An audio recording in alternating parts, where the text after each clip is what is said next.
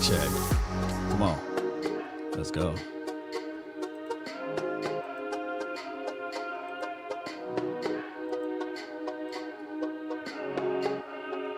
Hit that subscribe button, share this thing.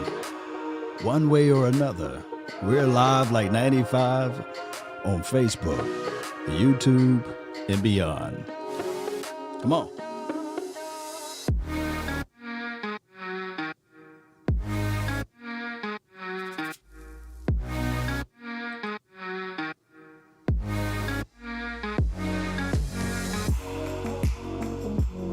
I see you, KD.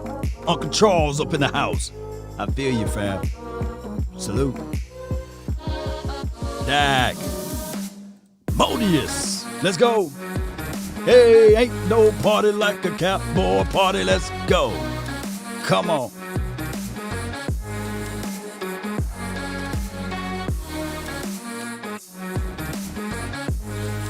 One way or another.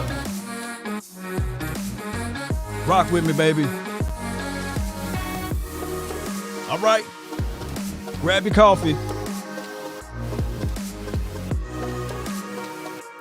You're listening to nothing but the best. Hey. All right. One way or another, Cowboy Nation, whether or not you like it or hate it, this is the reality. We still love this team.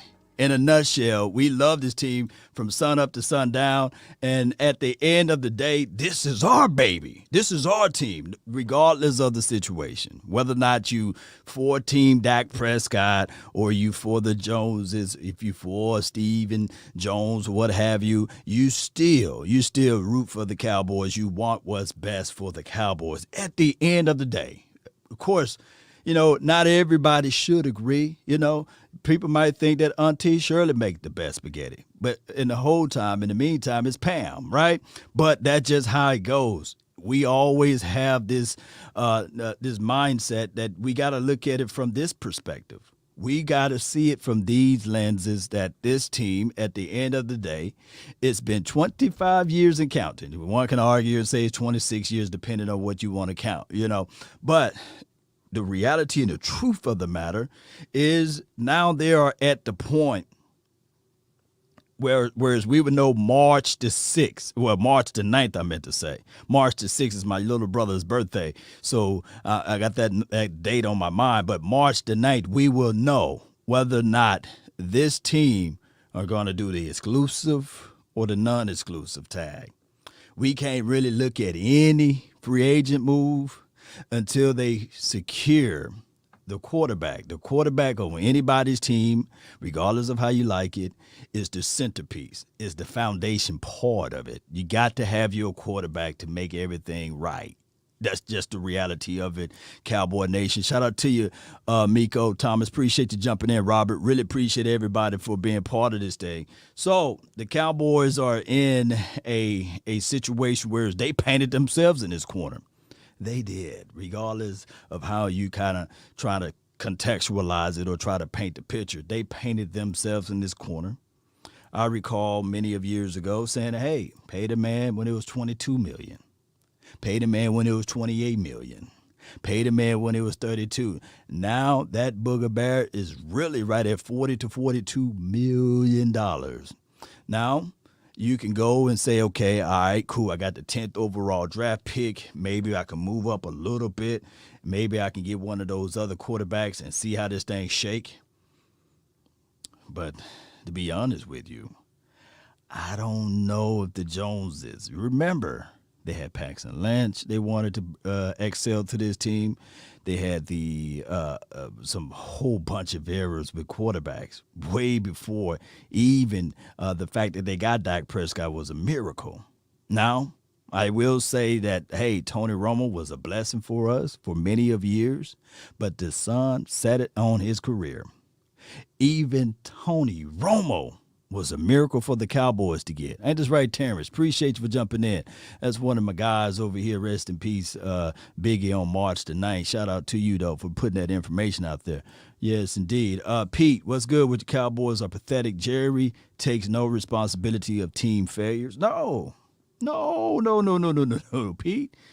You don't do that. You don't take the responsibilities. No. You don't do that. No. Especially as a billionaire, you don't do any harm over there.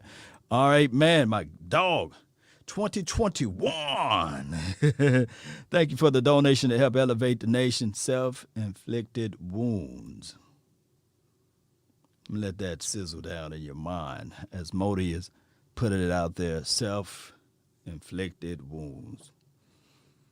Self-inflicted wounds. Every year, the salary cap increases. Every year, the NFL grows. Last season, yes, one can argue that, hey, the pandemic was here, right? One can argue and say, well, Law, when you look at everything, this happened and that happened, so we don't want to put ourselves in this light of a situation by overpay. Yeah. But the salary cap was projected to be, 175? Now it's 181. By the start of the season, it could be jumped up. Or hear news out there that they're trying to seal the gambling deal. It could jump up all the way up to 187 million. That's a big jump. That's increased. More money, more pockets, more bags. I meant to say more coins that can go into your pockets. So you look at all of those things, and when I say this, the TV deal have yet to hit. The new revenue by adding the extra game have yet to hit. So when that hit, it's already projected to be upwards of, I believe, $753 million. That's a lot of coins, ladies and gentlemen. It's a lot of paper. And I come here to tell you guys, the way when people say, well, would you do that, Law? You only moving the money back, and you still have to pay that money. No. Because when I do this exercise, I'm gonna do it again, and I'm gonna do it until we get tired of seeing it, so that you guys can have it in the backs of your mind, so you can be on the thoughts and the hearts and soul of sinew of your mind, so that we can see this thing, Cowboy Nation. You guys look to your far, far right corner. And what I'm going to do is I'm going to show you again. The salary cap at the top is $210,000. $210 million, I meant to say. 1,000 would have been in trouble. But $210 million. The rollover is every bit of $25 million. You got to minus the $9 million in dead money, of course. And that put us right at $20 million, right? But what I come here to tell you guys, I'm going to show you guys enough so it can be in the fabrications and the thoughts of your heart and everything else. Let's move 2 years from now, 2023. I'm going to hit update. Watch that number. It jumps to $286 million. Let's move 3 years from there.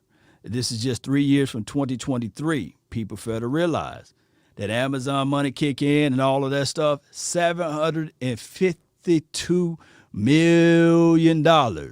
If this is just a forecast, an estimate, they may be off by 20 million at tops, maybe 20 to 30 million. I come here to tell you guys, you can sign Dak Prescott, believe it or not, to this particular deal, a $300 million contract.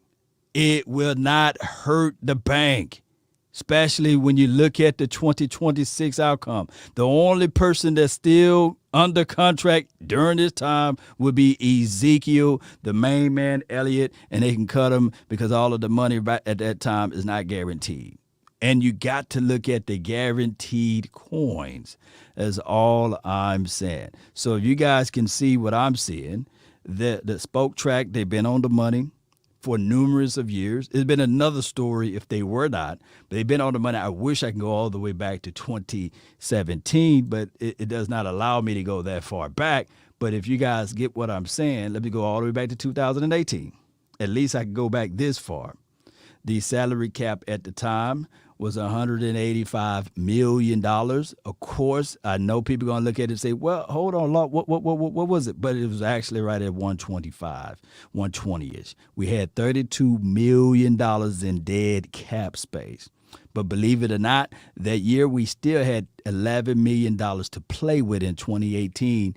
And if you add in the fact that you could have moved some stuff around on certain players, I'm not going to say their name, Crawford, but you could have moved some guys' stuff around and created 11 to 12 more million dollars. But that's the story of a different day. And I'm not sitting here saying that you got to get rid of this guy in order to propel yourself to pay a certain person. But people do what they want to do. At the time, Tyron Smith, DeMarcus Lawrence, they were the highest as relates to the cap hit, 17 apiece that was going against it. But here's the situation. I've seen people say, well, Law, why don't the Cowboys just cut Tyron Smith? You know, why won't they just move on from Tyron Smith? Well, here's the reason why you should not do that. The brothers signed an 8-year deal for $97 million with $10 million guaranteed, or a signing bonus, I meant to say, with 22 of that being guaranteed. If you cut this brother, or if you do not let him live the life of that contract, what will happen here is that you will never be able to offer this to anybody else, because the historic data will show and tell and show everybody to say, hey, man, they ain't going to honor up to that long-term deal, man.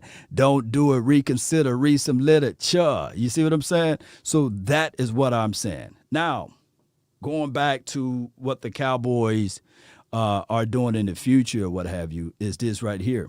We got to look at it like this. Let me see what we have. Dak can win the Super Bowl. I know it. Shout out to you, Dak. Alex, sign Trayvon Diggs to a super contract right now. No, you got to at least let him play it out. Jerry has signed 3 big money defensive free agents in his 31 years. Dion, Brandon Carr, Greg Hardy, nobody else. He is a cheap mofo. It is from Pete. But he calling them out. Oh, wow. He calling them out. But when I say this, that's a good point. I didn't really look into that, but Deion Sanders, okay. Brandon Hughes Carr. I'm going to do my research on that. How much we signed Rocket Ismail up for? You know, I think that he was pretty serviceable on this team. And of course, I know others were traded, like a Joey Galloway and the Roy Williams, the wide receiver. But y'all help me out with that. It is what it is, though, Pete. I feel where you're coming from on that. Another thing that I want to pull up would be this right here. AJ Beer, appreciate him for putting this out there. According to the Over the Cap, the Dallas Cowboys can free up $58 million, restructuring the contracts of Lawrence, Cooper, Martin, Smith, Elliott, Collins, and Jalen Smith. Now, he put this out there, and the only people was looking at it the fact like, oh, he mean cut Jalen? No, come on, you don't do that. But it was just him doing the numbers. And shout out to AJ for doing the numbers here. He said if they restructure, or if they cut Jalen after the June 1st, rather than restructuring the deal, they can free up an extra $2.2 million, give or take. And that would put us right at $60 million. And they could squeeze another $3.3 million by restructuring Brown and Jarwin. You guys see that right there on your screen there, right? So they actually have plenty of space to re-sign Dak without even touching Lawrence, Coop, Martin, or T. Smith. There's almost $21 million from restructuring without touching any of the massive deals. Over $23 million is released from Jalen after June 1st, but that's enough space to work that they don't even have to release him. They don't have to release anyone to make room, even to sign Rain Dakota Prescott. Dallas is in a great position. I come here to tell a lot of people that when we read that there, you do your homework, you start crunching the numbers, because we all know, we trust, but we love to verify. And as I looked at everything, he's telling the truth. And on top of that, if you restructure and push out, your hopes would be is for all of this stuff for 2022, 2023, just like I previously showed you all, that all of this stuff will marry up and you get more and more money. Now, I'm with the belief that the Joneses should do that, but I'm also with the belief that the Jerry Wayne Jones and Company, they are about doing the business their way. And who am I? Who am I to say, hey, you got to change it, you got to do it this way? I can't change their mind. We as fans, we can't do nothing. We at the mercy seat of them. We are. We are, because they are the ones, like Jerry Wayne Jones said, I am control of everything. I pick out the socks, the jocks. You know, he said he does it all. Jerry says it. I didn't say it. Jerry says it, you know. So we go back and forth every year, this team being pumped up and saying that it's Super Bowl contenders, and Jerry walks around as the celebrity with his chest out, maybe with his bottle of wine, and we just at the mercy seat of it. We can see things that, hey, this is what they need to do to improve, but it's up to them. Derek Thomas, appreciate you. What's up? Law Nation, appreciate you. Shout out to you, Jessica. Really appreciate you for jumping in. Sammy, what's good? Great position we're in at the lost 10 games last year. Great position we're in and lost 10 games last year. Sammy Kennedy. Oh, I get what you're saying. I get what you're saying. Here's the craziest thing of it all. Here's the craziest thing of it all. At the end of the day, last season was last season. Sweep that under the rug. Prepare yourself for this season. I do like the fact that nobody's hearing anything from Mike McCarthy. Dan Quinn is really quietly moving around, doing his thing. So if those two can be quiet right during this time, and if they have that bitter taste in their mouth, think about this. Let this sink into your mental. Shout out to you, Uncle Charles. Let this sink into your mental. Mike McCarthy got something to prove, right? Right? Dan Quinn got something to prove. All of those boys got something to prove. And let's see what we got here. Law, can you put the chat so I can see what Facebook chat is saying? No, I'm live streaming from StreamYard, and I don't have that capability. Jerry spend money, Steven scared, Cap Hill, DC for life. The lunatic, you're right. I recall that Jerry wanted Deion Sanders. Stephen Jones didn't want Deion Sanders. And there's history that you guys can go back and look at it. And they got into almost fisticuffs. I'm glad that Jerry won, right? We got Deion Sanders, although I couldn't stand Deion Sanders. But when he came aboard, I was like, all right, cool. It's all good. You know, we won the Super Bowl. But it was one of those things whereas, Michael Irvin was my guy. Young Wilson, the 1999 for your mind. Law, this time Jerry needs to tell Steven, step aside. Let this old man get what he want. Pay Dak. Get me a stud free agent in the draft like a champion. And then, Mahola, I hope I said that right. Appreciate you, Young Wilson, for the 1999 for your mind. Jerry need to step up and say, okay, I know that we was in bad situations before. But as they say at Domino's, scared money makes no money. So you got to figure out a way to make those coins and make things jump. Charles, super sticker, appreciate you so much for the donation to help elevate this thing.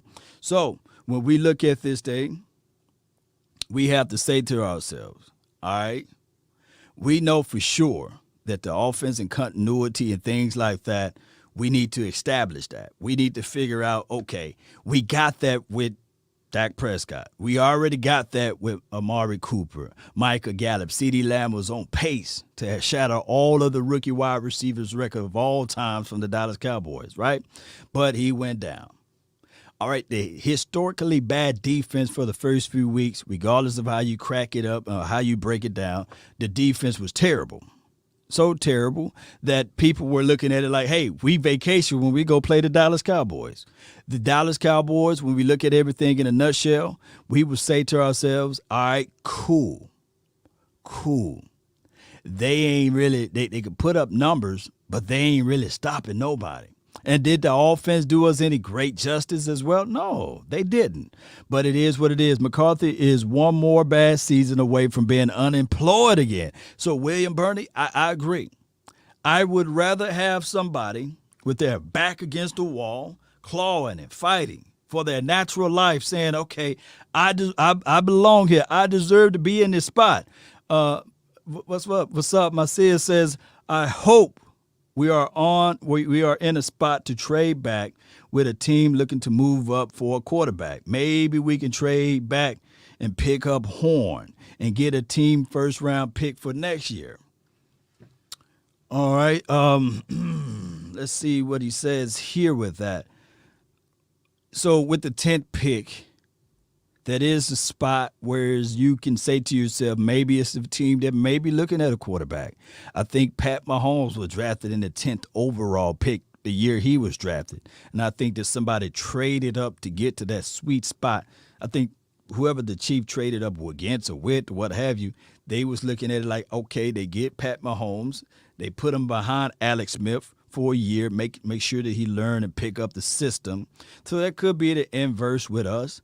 Maybe a team that's looking at it like, okay, they love a Zach Wilson. They love a Trey Lance or whoever that's there at the quarterback position that falls right there. Maybe a team can look at it and say, all right, we are willing to give up a first-round draft pick for 2022 and to swap positions with you. That could be quite possible, especially at the 10th overall pick. But I'm here with the belief of if you have somebody high on your board, if you have somebody that you feel is worthy of being in the Dallas Cowboys uniform and you have high grades on them, and if nobody's willing to give you that type of king ransom, then you just sit there and you pick your pick. You pick your pick. Jimmy doesn't want to be a part of the organization if Jerry is in charge. It's from Dak Prescott. I feel what you're saying, Dak Prescott. We got two Dak Prescott. Boy, we got Dak Prescott everywhere. just win 5 points allowed. You gave up 34 points in the playoff game. These boys, he replied to these boys. Let me see what we got over here. Carson Chaney. I need to bring back the confidence money. Swinging Jerry Jones. That's the one from the 95 Deion primetime commercial. I don't care what it takes. Get me Deion. Accept this. It's a great. Accept this time. Get me Dak, or give me Dak Prescott, basically. This is from Carson Chaney. Appreciate you. Iceberg Q, what's good? Tell him, Dak. That's what I love to see. I love to see this. What's up, Law Nation? Much love from the minister, secondary, and D-line. Maybe a linebacker and a OT are the main areas. This is from this is the minister, secondary, and D line. Okay, shout out to you, Robin Simmons. My thing is, with this draft, I can look at the free agency to fill in the voided areas, and then I can look at the draft aspect of it. You do BPA throughout the draft, and then maybe you can start swinging in the third and fourth round for needs. Maybe you can start doing it in that area. But for the first few picks, you draft best player available. Matter of fact, since we got two third round picks, you still do BPA all the way up to the fourth round.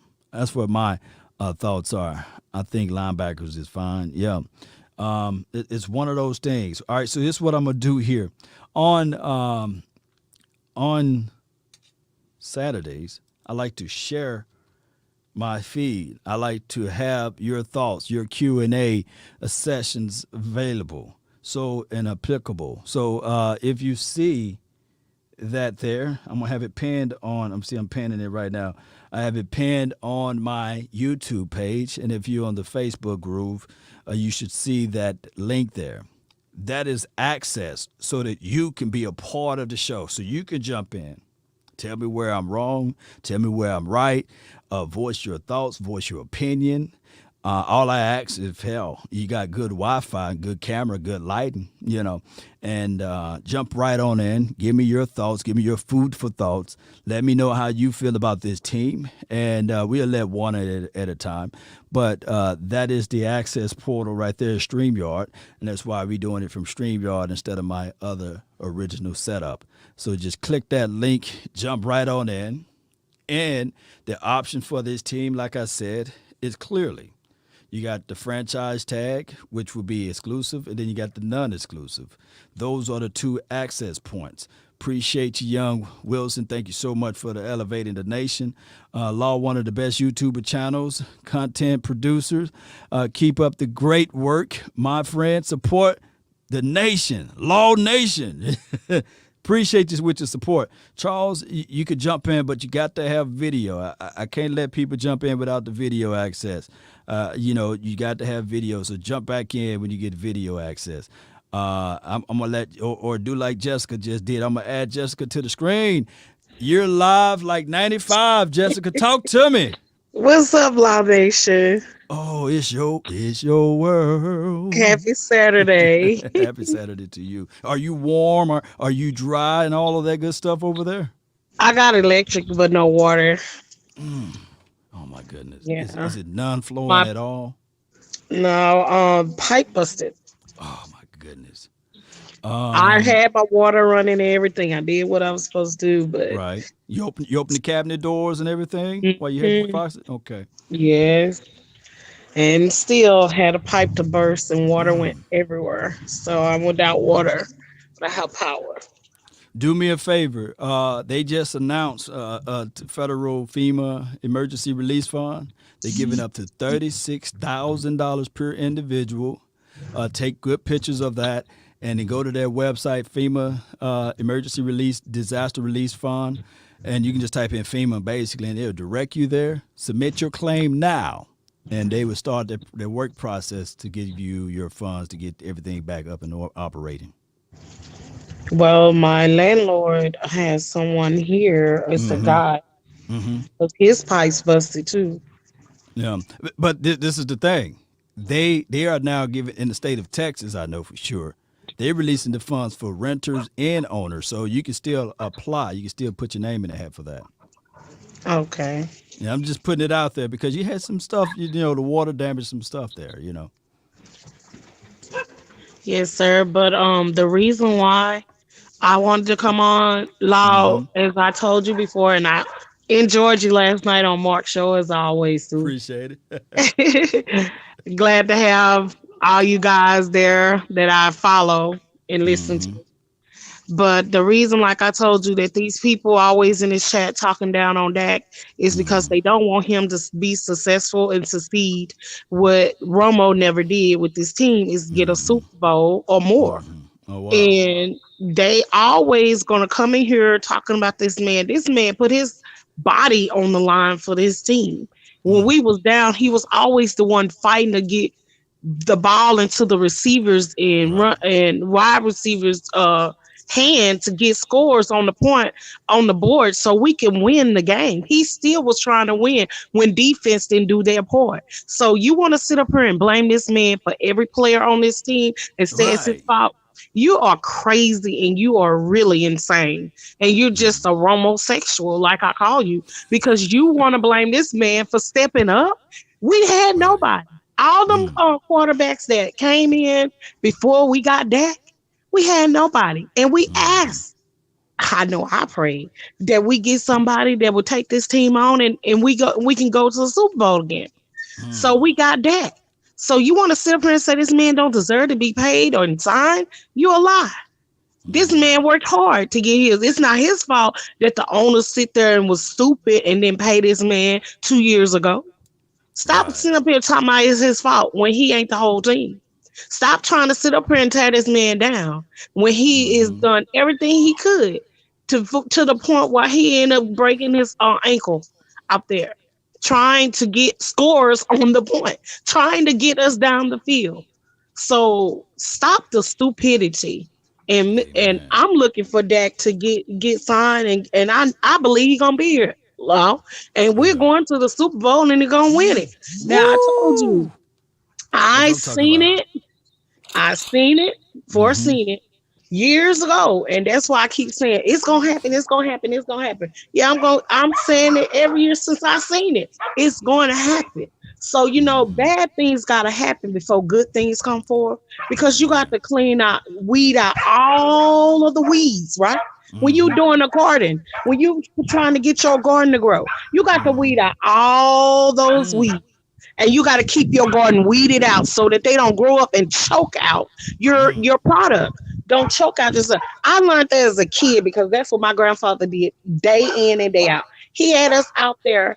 He made the trenches, and we had to put the manure in. We had to put in work to get the big, beautiful garden he had every year. He went out there and he weeded that garden every day with one arm and a nub. And he Mm. would wrap that rope around his nub, and he Mm-hmm. would take that hoe with that regular hand and use that and pull in that rope at the same time to help him. Woo. He worked that whole garden. He had two big wide gardens, man. Mm. Now he was dedicated, so therefore that's how dedicated Dak is. You know what I'm saying? That young boy got heart.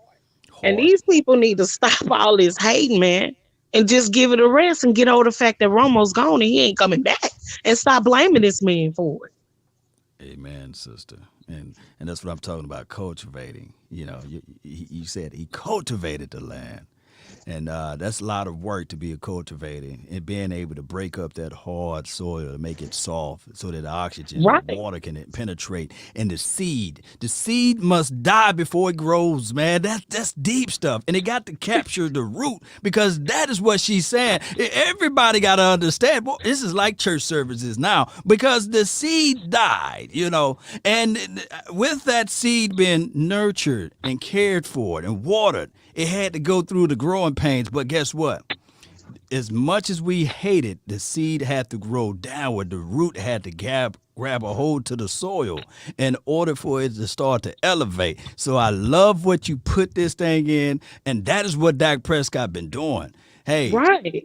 we know that we got to fight against Jerry Wayne Jones and Stevie Jones for their epic mistakes. We know that this team was never built with a certain purpose. It was just taking a bunch of seeds and throwing it out there. But there's one seed that caught and captured the ground is Dak Prescott, and they need to elevate this brother. And I love the way you put that into beautiful words. Oh yeah. All right. Well, I'm serious. I mean, that's just how I see it. I Yeah. mean, because they weren't expecting this young man to get out there and be as productive as he was. See, they was Mm-hmm. expecting Dak to just do. Uh, they weren't expecting him to do as great as he was. They thought he was just going to be some little dude like Right. the little red water pistol that we had out there when Dak went down. That little red water pistol ain't it, baby. Dak is No the doubt. man, and we got to take care of our vegetable, man. We got to take care of our vegetable. We got to take care of our product because that product gonna produce more product if we keep them get rid of the weeds. You know what I mean? No doubt. No doubt. I got the lunatic next. All What else you right, got for let the me let show? you go. Uh Oh, You good? What else you got for the show? oh, that was it, Law. Appreciate you so much. Bring in my guy, the lunatic in the house. Talk to me. Law, how's it going, Cowboys Nation? How is everybody? Hope everybody's doing well. Family, them and their family are doing safe no matter where you are, whether it's Mm-hmm. Texas or we're all going through hard times, and just hope everybody and their loved ones are doing well. Oh yeah. Oh yeah. We trying to make it staying warm out here and making sure that the water is getting going in the right direction. The earth is warmer over here in Texas now. But what you got for the show, the lunatic? Just want to remind everybody the quarterback draft class in 2016, every quarterback is either out of the league or not with the team that drafted him, except for one quarterback, fourth round pick Dak Prescott, who is Hmm. still negotiating for a contract. Hmm. I didn't Now, even know that. Jerry Jones is an astute businessman. He took 165 million dollar investment and turned it into the world's richest sports franchise, and you are talking about where this world plays 4 times more soccer than football, that is a good businessman. The Cowboys are worth more than the Yankees. They're worth more than Real Madrid, Barcelona soccer teams, leading it for the last 5 years. But why does an astute businessman make so many dumb business decisions that somebody who's got $5 knows, well, that ain't smart. If I want to improve my money situation, I'm not going to make that move. He's got to realize, he said, yes, I would pay an insane amount to get to a Super Bowl or guarantee me a Super Bowl. Well, you know what? Sign Dak. You have those accountants. Accounting is not black and white. It's gray. It's that funny math. You have those accountants. Sign Dak. He gets us closer to a Super Bowl. NFL has mandated. It wants offense and it wants parity. It wants all 32 teams to think they have a chance every year to win the Super Bowl. That is what the league wants. That is what everything they are trying to do. All the rule changes is that parity. Everybody's equal. Everybody can turn, be from worst to first and never know. So Jerry needs to realize that and get his pen out and say, you know what? I know my accounting. We can do what we can do. We can sign Dak, free up some money, look around the league. Other teams have done it. The Saints did it for, what was it? How many years? Just to give Breeze an opportunity to get him there. Now they're a little bit paying. They're paying for it because, well, they didn't do much with it. They weren't able to succeed with it. But if you believe that you can go out and succeed, you say, and you're that close, you say, let's go all in. All right. We get what we need, and then we roll with it. And we are closer to a Super Bowl with Dak Prescott than without. If we don't sign him, I'll be disappointed, terribly disappointed. Cowboys will still be my team, but I know that we're going to be out of anything for like 3-4 years because we'll be rebuilding, trying to find something that we already had in hand, which is a franchise quarterback. We lucked out. Tony Romo, undrafted, but how many years did he not play? 3 years. Who groomed him? Oh, yeah. Who groomed him? Sean Payton, Bill Parcells, who were able to hide players back then in the practice squad until he came out on that game and became America's quarterback. Dak Prescott, he was drafted as a backup, but you lucked out. You found something. He has the drive in him to say, I know I can be better. That's the trait you always want to look. No matter what you're competing in, you always want to find that person who says, I can be better. Jordan LeBron in basketball, Brady in football, you have that person. And that's why players gravitate to Dak, because of his leadership skills. He doesn't just talk it. He backs it up and says, hey, we can get better together and get to our goal. Unfortunately, I don't see what Jerry doesn't see. But now that Jerry's handling most of the negotiations now, from what I've heard with him and Todd France, hopefully he'll get him signed and we can get back on track and get us closer. Again, it's been too damn long. I've seen 4 of the 5. I want to see some more, and we can do it. The world's richest sports organization without a championship in 25 years, that's just embarrassing. Jerry Jones needs to understand and set his son straight and said, look, we've tried it your way. We can meet in the middle. He's a businessman. You just need to go and talk business with him. But number one is sign. It starts with sign your franchise quarterback, Dak Prescott. My goodness, man. The lunatic always holding it down with the information for the nation. Hey, I have no rebuttal to that. Bring in Dak Prescott, sign him for a longer deal or whatever the deal that he's trying to demand for, and put some pieces on this free agency. Let's stop playing around with our food and let's try to focus on winning this Super Bowl. You're right on the money. Like I said, there comes a moment, you have movies built on it. You have books written about it. That pivotal moment where you decide, all right, this is the decision. This is one of those moments where the Cowboys organization for the next few years, 5 years, this is going to be the moment pointed to and say, this is where they either took that step or where they went down the ladder and, among the average teams because of that decision. It's as simple as that. And I hope Jerry Jones takes this organization to where it needs to go again. No doubt. No doubt. All right. So we got J Mac in the house, man. J Mac. How you Talk doing, to Law? everybody, man. Hey, just me and the lunatic, man. We just chilling, talking Cowboy stuff. What you got to add to the table?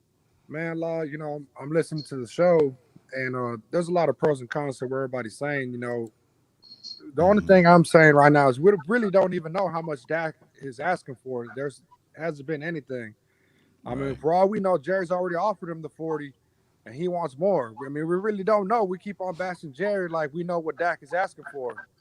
I mean, I'm certainly not gonna pay Dak more than Mahomes. Before you go into the to that part of the conversation, let's pull out for everybody to understand.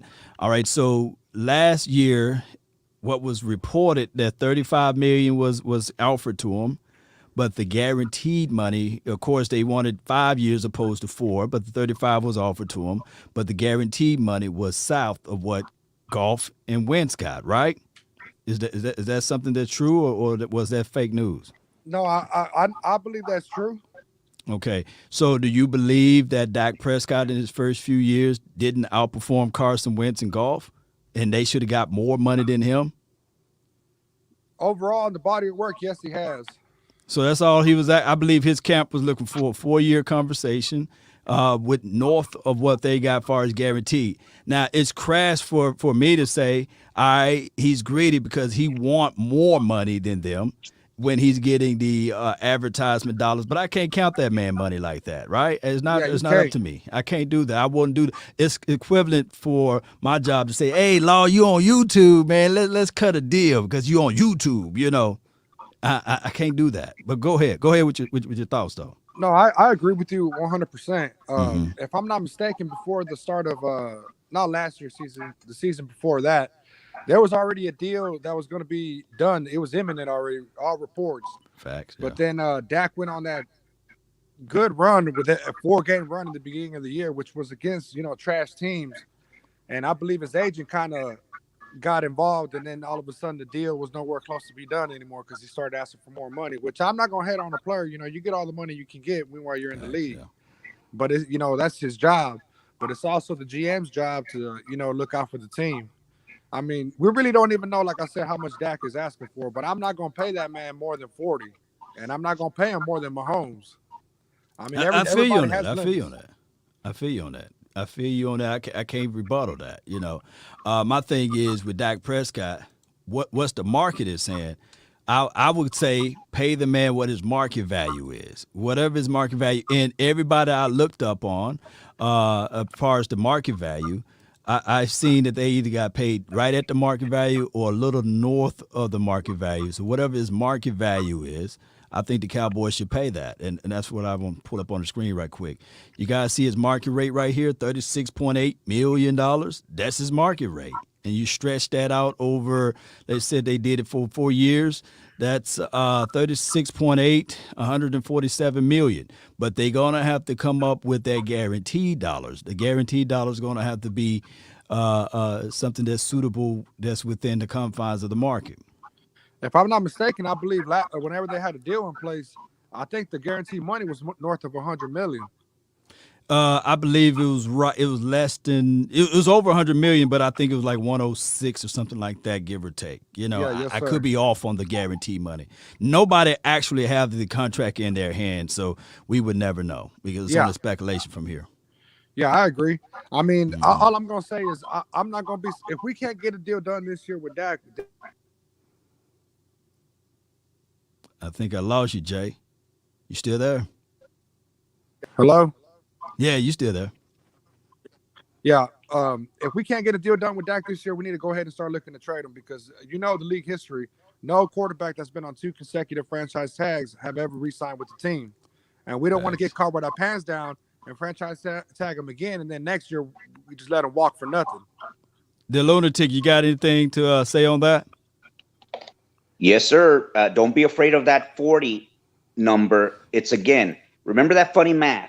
You can pay him 40 per year, but he'll only count about 30 million to your salary cap. Just like, what was it? Mahomes was what, around 10 million last year? Watson from Houston counts only about 20. That's what I tell you about that funny math. If I'm not mistaken, I believe they're still on their rookie deals, though. Yes, because it was an extension to pre-existing. We went through that with Dak. That's what hurt us. But we can still do it. You can still sign. Like I said, I have no problem signing Dak to his terms, knowing that, you know what, that final year, we're probably going to extend you because we're going to set the pieces around you. We've got you in place. We freed up some money. And now we know that success is going to come. So that final maybe 2 years on this new Dak contract, long-term contract, can be renegotiated and moved a couple of years down after the new TV revenue comes in. And that revenue is going to be incredible. The TV contracts, streaming, gambling money, that is going to explode the cap, where now all of a sudden you're thinking 40, even 42 million. It's not as crazy as it sounds, is going to be about 10% of the salary cap based on the projected numbers of that new revenue once the TV contracts and everything come in. So like I said, don't be afraid. Don't go out there and say, oh my God, he's getting more than this. Zeke was the highest paid running back for how long? Only about 6 months before McCaffrey topped him. Yeah. So don't be afraid of that annual per year. Again, it's that funny accounting, and we can get it done. No doubt, man. We got Eagle Stink up in the house, and we got Uncle Charles in there, man. Let me see who we're going to bring in first. I don't know Eagle Stink, so I'm going to bring him in softly. You better come with some heat. If you come with some funny stuff, we're going to have to get you up out of here, though. You know what I'm saying? So we got Eagles Stink in the house, man. Talk to me, man. You're live, like 95. You're on the nation. Talk to me. Turn your radio down. Turn your radio down. Eagles. 5, 4. He gone. I kicked him out of the club and bring in Uncle Charles. Talk to me, Unc.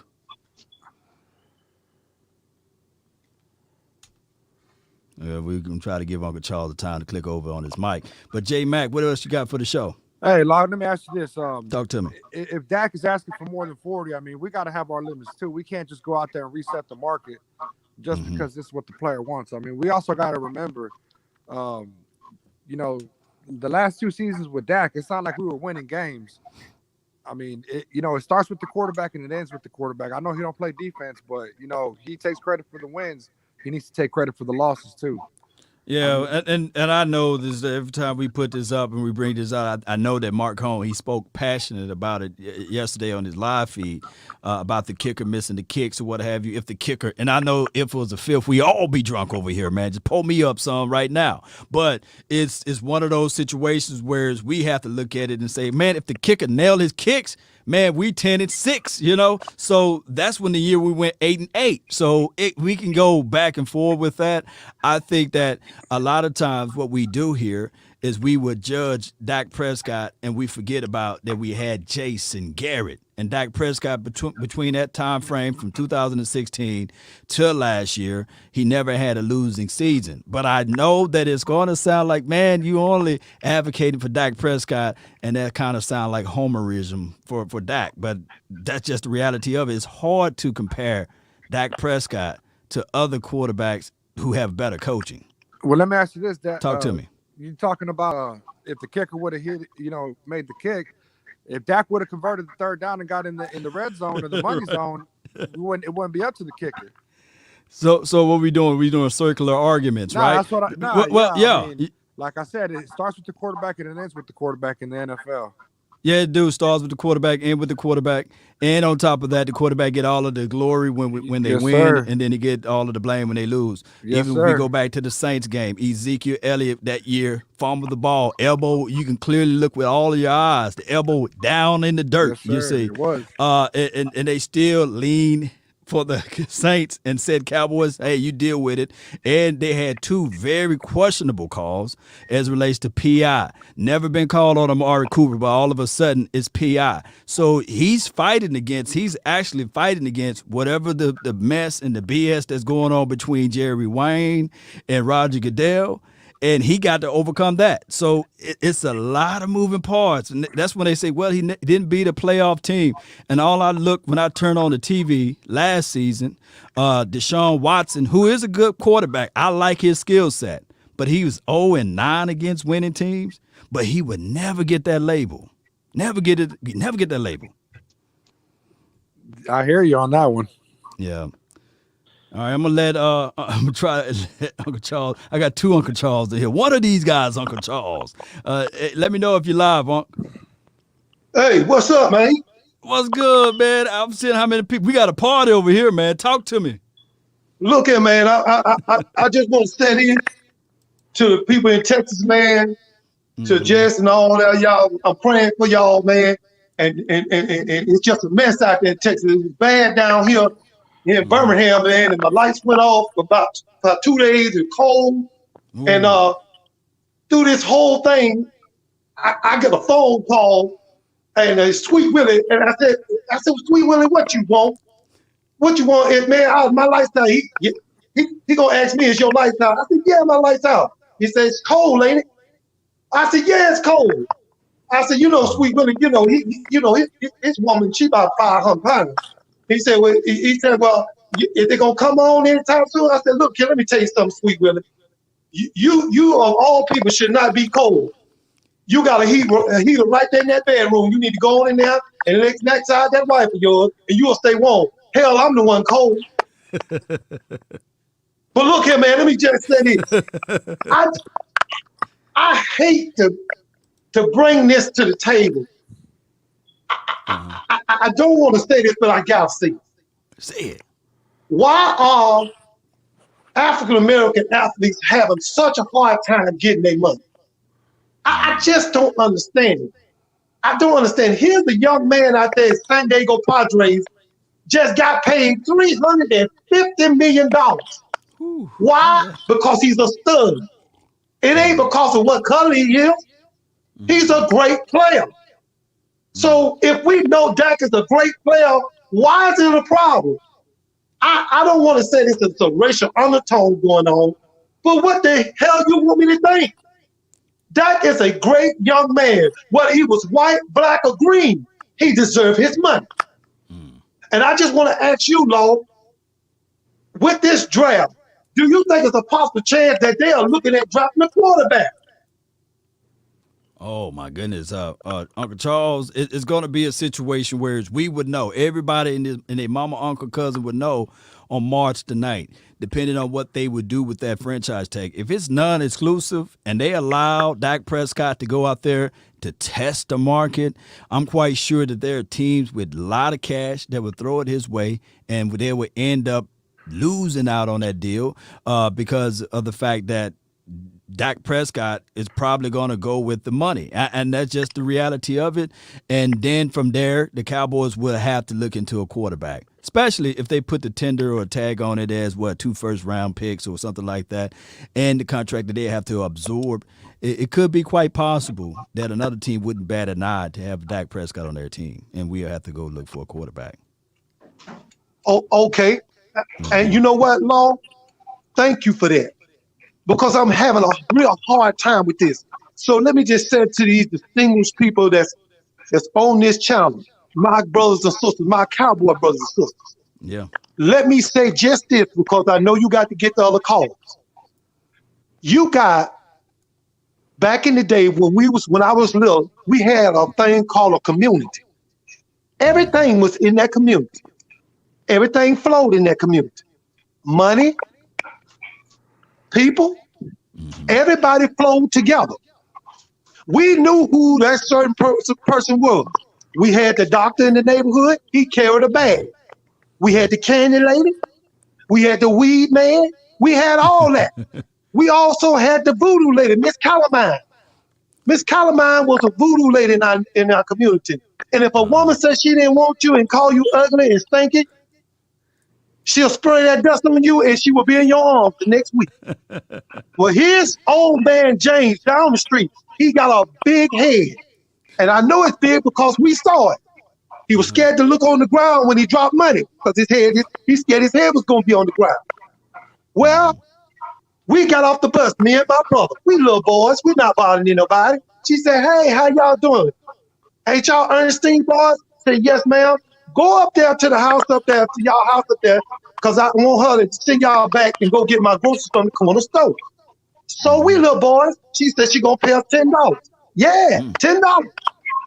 So we went and got her groceries. We come back, because I'm finna tie this in. We come back with the groceries. She said, thank y'all, baby, for bringing my groceries. Go ahead and sit them on the floor. She asked us, she said, have you seen old man James? She said, no, man, we haven't seen him. He used to be out in the store. She said, well, he owed me some money for a tarot card reading. Well, we little boys, we don't know what that is. He gonna have to pay me my money. I said, well, ma'am, we haven't seen it. She said, okay. She said, hand me that doll on the wall. That stick doll on the wall. The one with the stick arms and the stick legs and the big head. So we gave it to her. So she started squeezing the doll head all the way down to her mom. 2 days later, we seen old man James, and his head was small like a tennis ball. So what I'm trying to tell you is this: is that if he would have went on and paid her money, his head wouldn't be small like a tennis ball. We'll get smaller and smaller, Cowboy Nation. We won't pay Dak his money, and we ain't gonna have no team if Jerry Jones keep doing what he doing. And that's what I got to tell you. Uncle Charles, man, always delivering the good stuff, man. Let me give you one of these, man. Yes, sir. Yes, sir. Appreciate you, Uncle Charles. Thank you for jumping in. Yes, sir. Yeah. That's some good stuff right there, man. How y'all feel about Uncle Charles' storyline there, man? The lunatic. That's why he's a national treasure. That is why Uncle Charles is a national treasure right there. Man, I mean, the guy would have still had the big head if he just paid the money. He didn't pay the money, so his head shrunk. And now he used to be called the big head. He couldn't bend over to get his money, if he dropped it. But now he got a little head. He can't see nothing. Oh, man. J Mac, what you got, man? I don't know, Law. I mean, you probably have to rewind it, though. Read a couple times. I mean, last I seen, it was called the Dallas Cowboys, not the Dallas Prescotts. I feel you on that. My thing is with this, like I said in my open monologue, I was saying that regardless of whether or not we pay Dak Prescott or not, I believe all of you guys that's listening and you guys that's here, we was fans of this team before Dak Prescott was probably born, right? Before he even got to this team. But my thing is, in order for this team to go farther, they're gonna have to sign Dak Prescott regardless. Either they're gonna sign and trade and get multiple draft picks and we move on from this situation, or they're gonna sign this man for a long-term contract and we look into this free agency, then we'll dance around in the free agency and we'll try to propel ourselves to the Super Bowl. Like the lunatic said, I think that we have a stronger chance of winning the Super Bowl with a signed Dak Prescott. J Mac, do you agree or disagree with that? Right now, yes, I do. I mean, we don't have no other quarterback to replace him, but I'm not scared to take a leap of faith on another quarterback. I'm not gonna be scared to take a chance. You wouldn't be scared of. All right, so let me ask you this: if Andy Dalton showed us a little bit better pedigree of game last year, or I've seen people make this argument that if Andy Dalton had the healthy offensive line, it wouldn't have been that much of a drop off, and we would have been able to quite frankly sign Andy Dalton to that $6 million contract, which is his market value, and we move on from Dak. Are you willing to roll the dice enough to roll the dice on Andy Dalton, get all of the, have all of the salary cap space to go out there and grab defensive guys? Do you think that would be the answer? No, sir. I'm not talking about an Andy Dalton type. I'm talking about drafting a quarterback. Oh man. I'm not scared to take a chance on that. But yeah, Andy Dalton, heck no. No, I'm taking Dak all the way. I mean, Dak is a good quarterback. I'm not taking nothing away from him. He's in the top 10, top 12 for sure. But yeah. I mean, I feel like the longer this goes on, the longer the relationship gets tainted. You know what I'm saying? Like it's just turning sour. The longer it goes on, it's either we're gonna sign them or we ain't. We just need to make a decision so we can move on in the direction we need to move on. Yeah, I was gonna add my dog Jay Farm. I saw him jump back into the house. Let me read this super chat by my dog, Mr. Wright, Antoine. He says it's tough world, Cowboy Nation. Shaking my head when you're down other players because they got paid just because you don't think much of him, but cry and complain about this. Deal with it. Support our players. I'm with the belief. I'm 1,000,000% right with Antoine. He said we shouldn't down other players who got paid, got their coin. We shouldn't belittle players who got their bag and got their resources. I agree with him. Just to make justifications for another player, I think that what happened here is that the Joneses, they might have paid somebody too quickly before the people. It's like when you're supposed to wait your turn, right? You're supposed to hey, I'm next in line.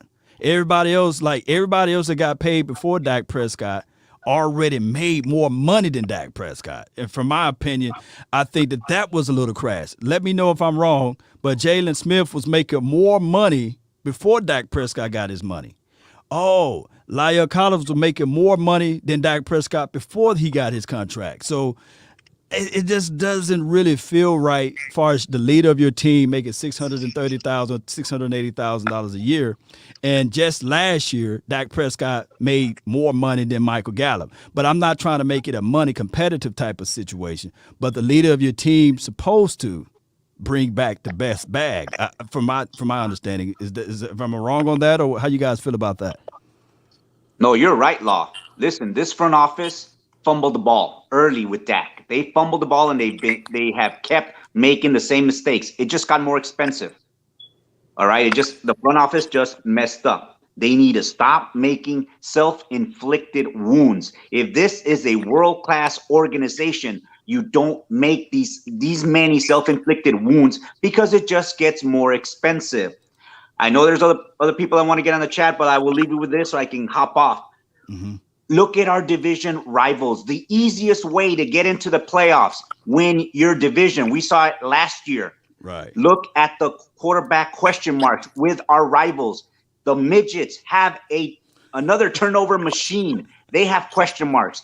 The She-Gals might go quarterback again with this year. Mm-hmm. And the Redskins are holding back on maybe acquiring a quarterback because they don't want to give up so many draft picks in acquiring something they can work with. So we don't have any excuse for the next 2 to 3 years when we sign Dak Prescott of not being able to win the NFC East simply on the quarterback position. Jerry Jones and Stephen Jones need to see that and say, you know what? This is the man we're going to roll with. This is the correct quarterback for our franchise because he has that intangible, that leadership. You mentioned earlier, too much credit for the quarterback, too much blame for the quarterback. But you know what I see Dak Prescott? He doesn't say, oh, you know what? We called the wrong play. We shouldn't have called that in the red zone. Right. Wide receiver dropped the ball. He just said, I need to play better. That's what your leaders do. They take it on their shoulders and say, I need to lead this team to wins, and I do it by playing better. That is why you want Rain Dakota Prescott on this team. Have a great one, Cowboys Nation. Be safe no matter where you are. Look out for your loved ones. Look out for your neighbors. We're all in this together. Go Cowboys. I'm out of here. I got to get ready for work. Thank you, Law. Appreciate you, man. All the content. Thank you so much. Hey, Law, I just want to say one thing, and I'll go ahead me. and get off so somebody else get on to answer your question. Mm-hmm. I kind of disagree with what Lunatic was saying because if you look at the GOAT, Tom Brady, he took a pay cut for many years to build a team around him.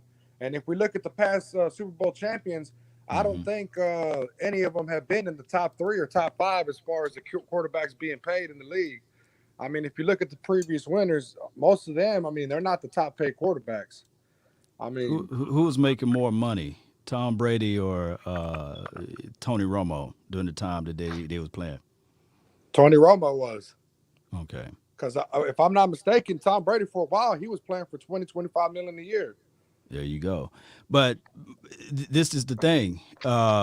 If he already made it, it's hard, man. The man been playing since 2001, 2. Yeah. That's a long time to be playing. And I'm not trying to count. it's hard. I'm not even gonna count his wife's money. I can't do that. Yeah, we can't do that. It would be a disservice alone. for me to do that. It would be like me doing the same thing with Dak Prescott with the advertisement dollars, right? Yeah. So I look at it like this. Tom Brady is just different. He's the unicorn. I for a long point of time looked at Tom Brady and said, man, he's blessed to have the best defense. And even this past Super Bowl, he had good defense around him. The guy's just brilliant. I can't like they say, can't see no fault in the man. I'm not finna sit here and talk about the man. I see no fault in him. He's a teams guy, but he sees the vision and he stayed healthy and he been playing this long of a time. Whether or not he cheated or not, or Bill Belichick did or not, he's the GOAT for right now. And shout out to him. He might get a chance to win another one. But I cannot expect other players to look at Tom Brady and say, hey, I'm going to take that Tom Brady's plan. No, I understand that. That's why it's the GM. The GM has to negotiate. That's why it's a negotiation. But, I forgot to add this too. I forgot to add this. Did you know that there was a storyline? True story. You can probably Google it, and you probably find some threads of it. Tom Brady had TB12 merchandise independently being sold at the stadium for many of years to circumvent that salary that he was taking a less on over there in Boston. When the news caught wind, the NFL, PA, and all of those boards, they worked together to shove that and sweep that under the rug because it would tarnish the brand even more and the legacy of Tom Brady. Just Google Tom Brady selling independent merch on the premises of the stadium. Just look it up. I think it's a Reddit thread that's still out there, but that was circumventing his revenue. It's kind of like, I don't have a problem with that. I mean, if I'm gonna take a pay cut on the books, hey, let me try to make my income somewhere else. I don't have a problem with that.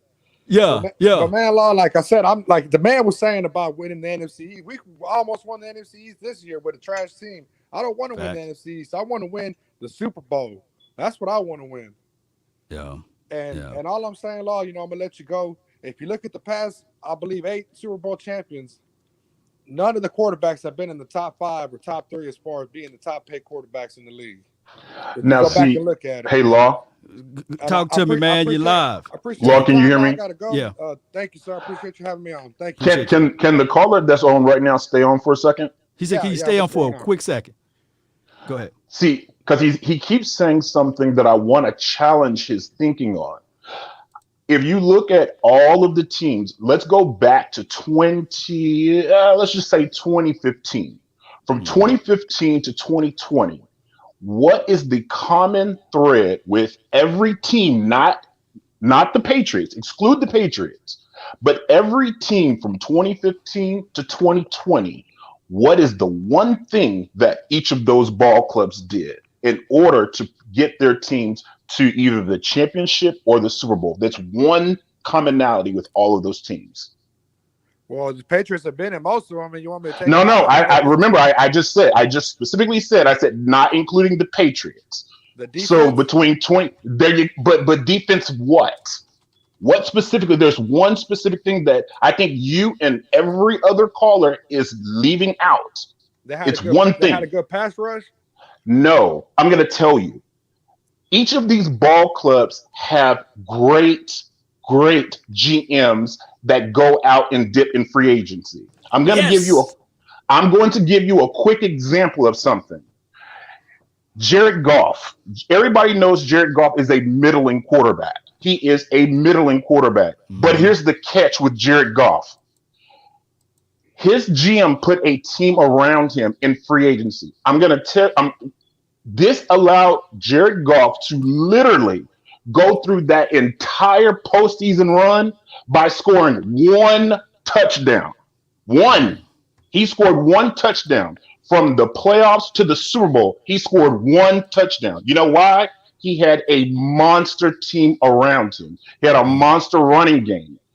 One of his major hitters in the running game came from free agency. That defense was put together from was big spending in free agency. We'll go even further than that. Do you remember in 2016?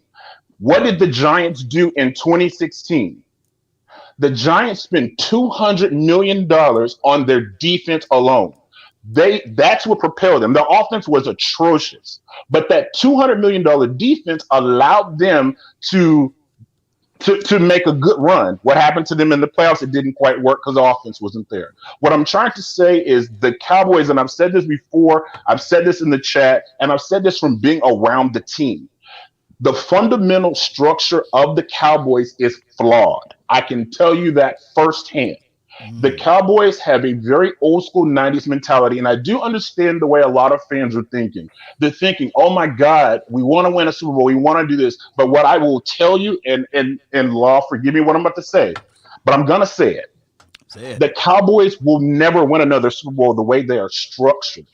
It's impossible. This team right now is in a quiet rebuild. I know in the chat a lot of you guys kind of get upset with me, but like I said year before last, when I'm around I'm at camps and I'm at every practice, I can tell you what I see is they're trying to get guys who are not skilled enough to cope with the scheme, to adjust to the scheme. This happens year after year after year, and it doesn't work. And guess what? This year, the Cowboys are about to run into a team. They're about to run the same jokers that they had last year with no money to play in free agency. So what the team is expected to do is literally go out there, go out with your D Laws, your Leighton Vander Esch. They're going with the same core people that they already paid without being able to add quality free agents. The team will not add quality free agents because they can't add quality free agents. They've pinned themselves into another hole. So now at this point, you won't be able to, if you're going to sign Dak or if you're going to tag him, it's going to handicap free agency. If you did sign him before, and this is beyond just signing Dak. Dak is actually not even part of, well, he is a part of the equation because the Cowboys made him. But essentially what we're looking at is a team that is pinned themselves in a corner by wrong signings. The 90s mentality on this team is evident. They spent all of their offensive capital on the offensive line and a running back. The league hasn't been shifted to that since who knows when. I've mentioned before, and I'll tell you, Law, my brother trains both Dak and a lot of the Cowboys. Derrick Henry doesn't even live here. Derrick Henry and Zeke, and I put this in the chat last year, and I kept telling everybody, watch out for Derrick Henry this year. I said, watch out because he takes football so serious. And what did you see from Derrick Henry? I can tell you now. I'm not saying Zeke is done, but the mistake was paying him. And if you see what Tennessee did, they gave Zeke they gave Derrick Henry a very good deal for a running back. We didn't do that on this side of the ball. So again, all of those decisions are being made at the top, and they're being made with that old school mentality. And now we've reached to the point to where now we have to totally rebuild the defense. We don't know where Dak is going to play. So I'm telling you, this team is in a quiet rebuild. I agree with everything he said, Law. I agree with everything he said. I mean, what I got from him was either you're going to have to pay Dak, but you ain't going to have no money for free agents. I mean, if we're in a rebuild, I agree with what he's saying. Well, my thing is Jay Farm, man, he's not far from the Cowboys. He's literally close with the Cowboys. And I'm not finna put out all what you do for the Cowboys, Jay, but I'm quite sure that a lot of people know, and then they see your comments in the thread there. Look, he ain't blowing smoke up our stuff, man. Jay hit me up all the time with stuff happen before they come out. And he said, look, Law, this finna happen, and it happens. And that's because you got so close ties, and especially with the Ezekiel Elliott, with the drinking and all of that stuff. He already knew what was going on with that, and I don't want to sell you and denigrate that. Let's not go there. Yeah, we're not gonna go into that situation. But I would say sometimes with all of this, a lot of players change and they get older, and we would see what 2021 would bring to the table. That's all I'm gonna say. I'm gonna be positive with it. Like Jay, I I said, ain't gonna get you in trouble, man. I'm very You might as well get optimistic. on off, man. People can recognize your voice and everything. But appreciate you, man. You out here, man. Next time I got to give you a disguised voice, man. Right? Later, buddy. Appreciate you, brother. Appreciate you, Jay Mac. You still want to get on, man, or you good? You got to Hey go. man, that guy right there, man, gave me the chills, man. He was on Oh my point. Everything God. he's saying, everything was solid. What he was saying, his argument was very sound, and I believe what he said. I mean, we are in a quiet rebuild. They don't want to come out and say, because Jerry's motto is, we're gonna win the Super Bowl, but I believe we're in a quiet rebuild. I believe it. I believe it 100%. Yeah. You know, We'll find out everything we will know March the 9th. Which direction the Cowboys will be heading to. Exactly. I'm gonna bring in Eagle Stink, man. You go and have a good day, man. I really appreciate you, Jay. Appreciate it a lot. Thank you for having me on, man. Appreciate you. Always a pleasure. Bye-bye. Anytime. Shout out to you, Antoine, for making the donation. He said this caller explained his so-called plan for paying the wrong player. I hate that dude. Zeke did his job to get paid. He did his job to get paid. Appreciate you, Mr. Wright, man. Appreciate you, man. I feel exactly what you're saying. Eagles, man, talk to me. Yo. Talk to me. You're live on the nation. So, my problem with some of the Cowboys fans out here saying we can't pay Dak $40 million because it's going to handicap the entire team, that's false. Because when we were paying Dak in 2016, when we were paying Dak like $500K, it didn't matter because Jerry Jones and Steven Jones were being cheap and didn't want to spend the money to get any free agents to help this team. And eventually, it caught up to us in the playoffs. Same thing with 2018. Dak wasn't making a lot of money. We made the playoffs, and us not spending any money on free agents eventually caught up to us in the playoffs again. So my thing is, if you're gonna try to be a Super Bowl contending team, you have to be able to put all your chips on the table and say, this is the year that we're gonna go all out and we're gonna try to win the Super Bowl. Because if you just sign these old veterans that are past their prime and think you can win that way, it's not gonna work like that. You have to try to get some young studs in the free agency to try to help your team get better and go far in the playoffs. Yeah. Young. Look, here's the situation. I think that Jerry probably be ready to do that. I think that Stephen Jones may look at it, and he's more of a conservative buyer. He looking at it like, how can I squeeze, instead of bringing in Trey Boston or even Justin Simmons or Anthony Harris, he probably look at some guy from the bottom of the list saying, okay, maybe we bring him in instead. Some guy we never heard of, just like we brought in Stephen Parker. We seen this. There's a thing called historic data, patterns, and trends, and I just think that right now, Stephen Jones got the upper hand over Jerry Jones, and he's more of a conservative. And I believe that's his core principle. We pay our own guys. We know what Xavier Woods brings to the table. We know what a Jordan Lewis brings to the table, Cheeto Woozier. So they might look at it like, okay, we re-signed those three, and we play on the mind that this is going to be more of, okay, last year was them trying to learn new defense. This year we got some familiarity, and then that's what they probably do. You all right, Eagles? Yeah. I still don't understand why they didn't just stick with 4-3 and upgrade the players they had. Because with the current players we have, I don't think it's going to get us far in the playoffs. And um, yeah, I think that if we want to go far in the playoffs and if we want to try to win a Super Bowl, Stephen Jones is going to have to try to take the hand. Because when Jerry Jones was by himself in the 90s, he was spending all kinds of money in free agents. He was paying everyone.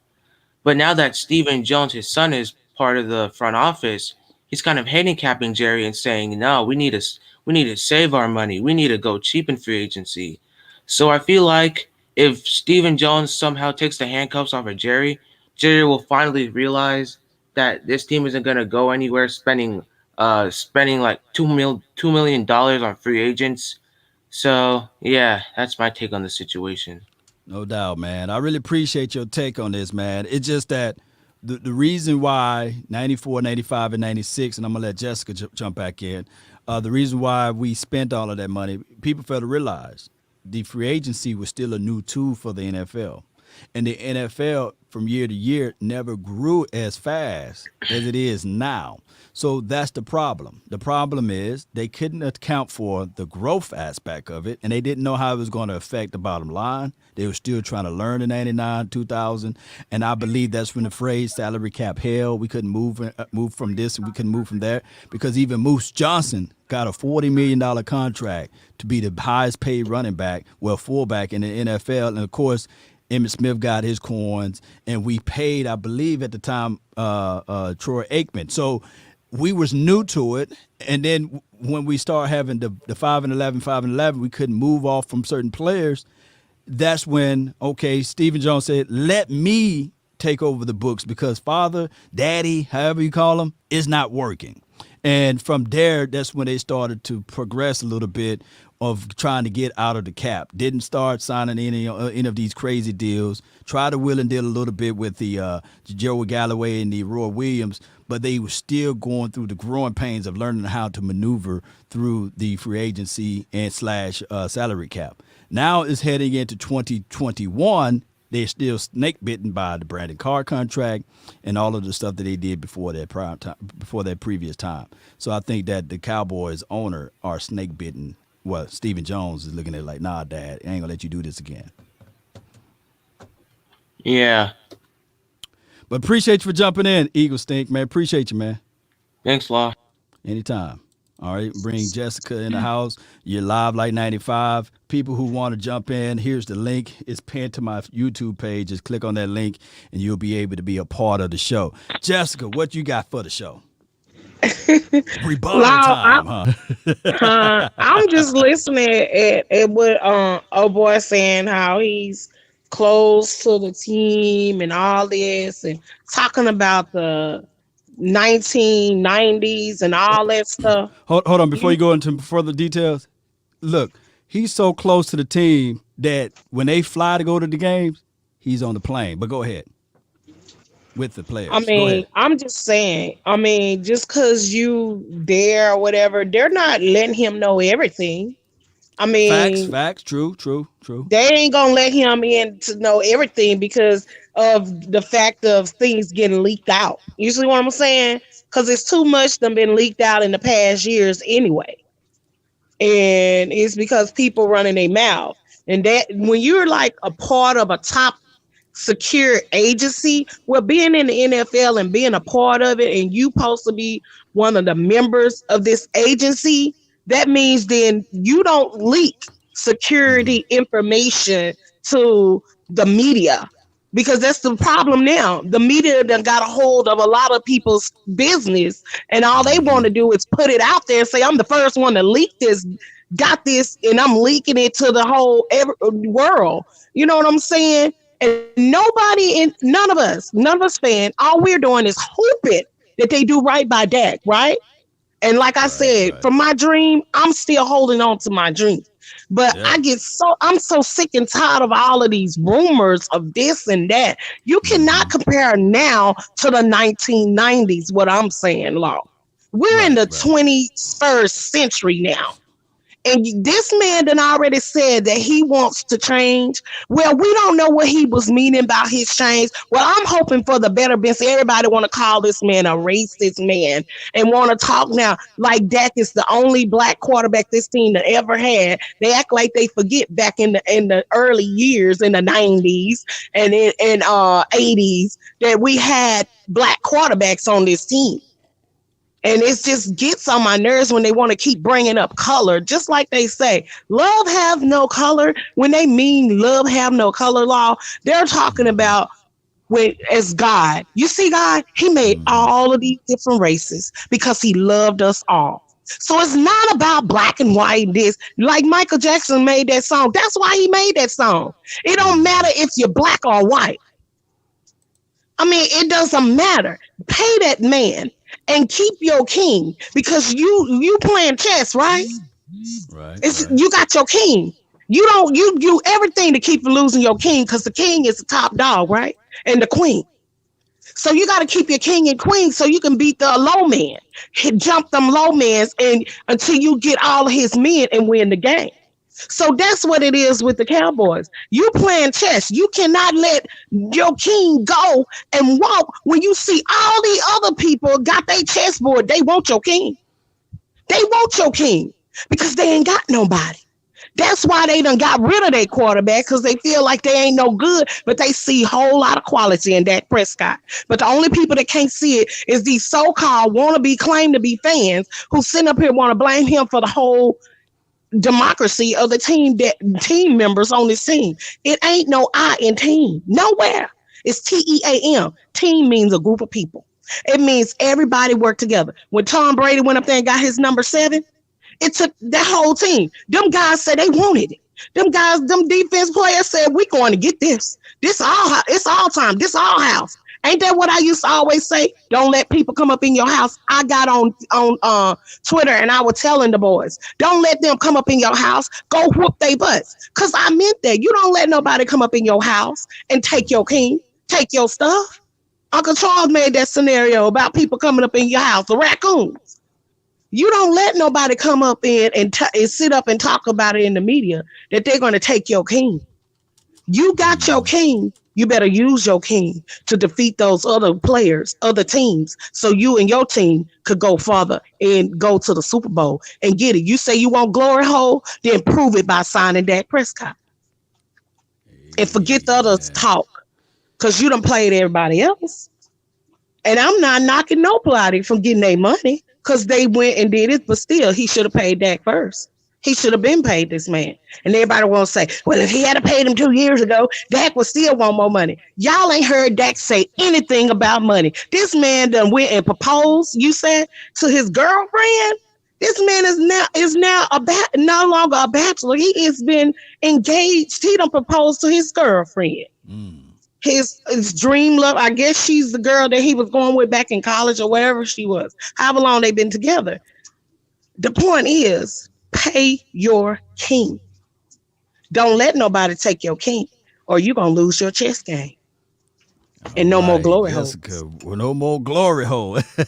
Appreciate you so much, Jessica. Just hang tight. I'm going to bring in Chris, and I got 2 people that's going to jump in.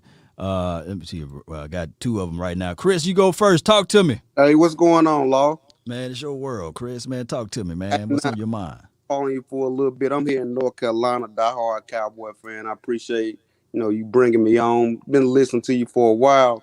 Mm-hmm. This Dak thing, man. I think the hold up from the contract deal. If you go back to his rookie year, of course, he took Romo's place when Romo got hurt. I think Romo did help him along with Sanchez. But I think his second year with the struggles, we had the offensive line struggles. Zeke was suspended them 6 games. Right. I think that played a big part on them. Like, hey, this is our guy. Hey, I think, should we sign him to a contract now? Because I was kind of like, iffy about Dak then too, because it's like he needed Zeke, But then after that, after time went on, you do see the growth. Right. I think, just like the other guy was saying with free agency, I mean, a lot of my buddies that's diehard Cowboy fans, we don't never understand if you want to make that run, why you don't go find somebody in big free agency, or why you won't go do this, or why you want to do that. And I just, that's one thing I don't understand about them, man. Jerry and Steven, and like you said, I think Jerry, he be wanting to pull the trigger. Right. But Steven is the guy to be like, hold up. And God forbid something happened to Jerry. What kind of trouble we gonna be in with Steven? It's going to be one of those things, man, that we're going to be so conservative. But I get what you're saying. Dak Prescott, he was not a finished product. He was already, one of those quarterback was like coming out of college. He was a one-read guy. He came out of a system that he didn't line up under the center, and he had to go through a lot of situations on learning how to read defenses and things like that. I would be the first to say that many of times, even my dog Antoine, if he's still watching, he would hit me up and say, hey, man, Ezekiel is carrying his team, and rightfully so. Antoine was right. him and Okoye, all of those boys was right about Dak Prescott. One read, stares down the receiver, hold on to the ball, still didn't do anything great in the red zone. But over the year, he propelled himself and got better and better, began to look at the full field, go through his progressions a little bit farther, and threw the ball farther down the field. So we saw that. But at the time, we've been so itching and ready to win a Super Bowl that we were saying to ourselves, get him out of there. Bring in any quarterback. Because think about this. Right. Think about this, Chris. Think about this. Real talk. If we just turn injuries off and you put in a veteran quarterback and they load in the box with a single high safety at the top, that quarterback is going to eat. You got Ezekiel. You got one of the best running backs to come out of the NFL since what? I think he was better than Todd Gurley since I believe Adrian Peterson. So you got a dominant running back. Exactly. A good offensive line, right? But you had a struggling young quarterback who's trying to learn and pick up the pieces. But if you could turn the injuries off and you could put in a veteran quarterback, right? Let's be real with it though, right? And I think that's why Romo was so sick when he got hurt. Like, look what I got. This you know what I'm saying? This one we can bad timing run. Yeah. And I think too, with like a lot of my guys here with the same Cowboy fans we talk to, do you think that they shut Romo down? You think they should have gave the keys back to Romo and let Dak groom another year? And you want me to keep it 100? Or you want me to lie to kick it? The truth. Keep it 100. All right, I'm gonna keep it 100. Chris, this is what happened. Denver Broncos picked up the phone, the Washington team picked up the phone, and the Texans picked up the phone, saying, okay, Jerry, we love you, but we finna get Tony. Jerry said, I be damned. Jerry picked up the phone and called CBS. Jim Nantz and all of those boys said, hey, I got Tony. He's coming up your way. Matter of fact, he probably took Tony Romo to the Belize or the islands and gave him some money because he said he refused to see Tony Romo play for another team and win a Super Bowl or whatever he was going to do. He could have folded up like a lawn chair going to those other teams, but damn it, not on his watch. So Jerry, look, never piss off a man with a little bit of money. Jerry looked at that situation and said, okay, trust me, you think a letter of reference? How you think that Jason Witten got into ESPN? Look, people think I'm crazy, but look, follow the money. Jerry is tight with Romo. He's not going to let his son fall on his face. So he said, I would rather. Look, there's an old saying, you guys might want to write it down. I would rather have you inside the tent pissing out versus outside the tent pissing in. He refused to allow Tony Romo to go to the Denvers that year to even do the interview, or he refused to allow the Washington team to pick up Tony Romo because they wanted him, of course, and he didn't want Tony Romo to go down south to the armpit and down in the Texans. And the following year, I believe the Texans went and drafted Deshaun Watson anyway. But you guys get what I'm saying. This is not me trying to pump up Tony Romo, but this is just me putting out the facts of the matter. Right. Let me ask you this too, Law. Talk to me. Do you think I got two things? I'll let somebody else, have their time. But the number one thing, like Guy was talking about Derrick Henry. Okay, right. Zeke and Derrick Henry came in the league at the same time. Right. Okay, if you go back to stats, the rushing yards, 2015, they wasn't in the league in 2015, but Zeke got stat. You know what I'm saying? His stats. Right. 2016 go back to 2015, for rushing yards. But do you think Derrick Henry could have ran behind our beat up line? Do you think he could have progressed behind our beat up line? You want me to keep it 100 again? All right, still, since 2016, this is the actual.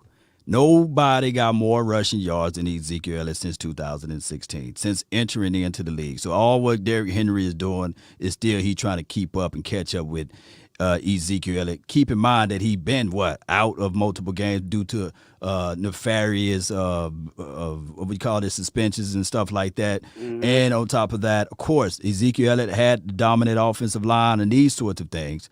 But there is a direct correlation to us losing out on that offensive line coach. What he's over there in Browns land now? I forgot his name. His name is at the tip of my tongue. Callahan.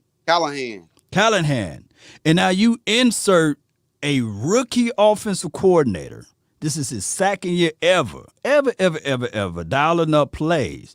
I think that the cause of multitudes of this stuff is a combination of Ezekiel Elliott being used to the max, and on top of that, a young offensive coordinator who's primarily a throwing of the ball guy. He's a quarterback to a quarterback coach to now being an offensive coordinator. Right. I think that even Ray Charles, blind and dead, can see the fact that, hey, those plays you're not going to get a bevy of running or rushing yards. Granted, if you pick up Ezekiel Elliott and put him on the 49ers, you will have a whole different outcome. People looking at it like, man, 49ers, man, or Winers, I meant to say, man, they got a dynamic running back over there. Look at that number 21 over there. Yep.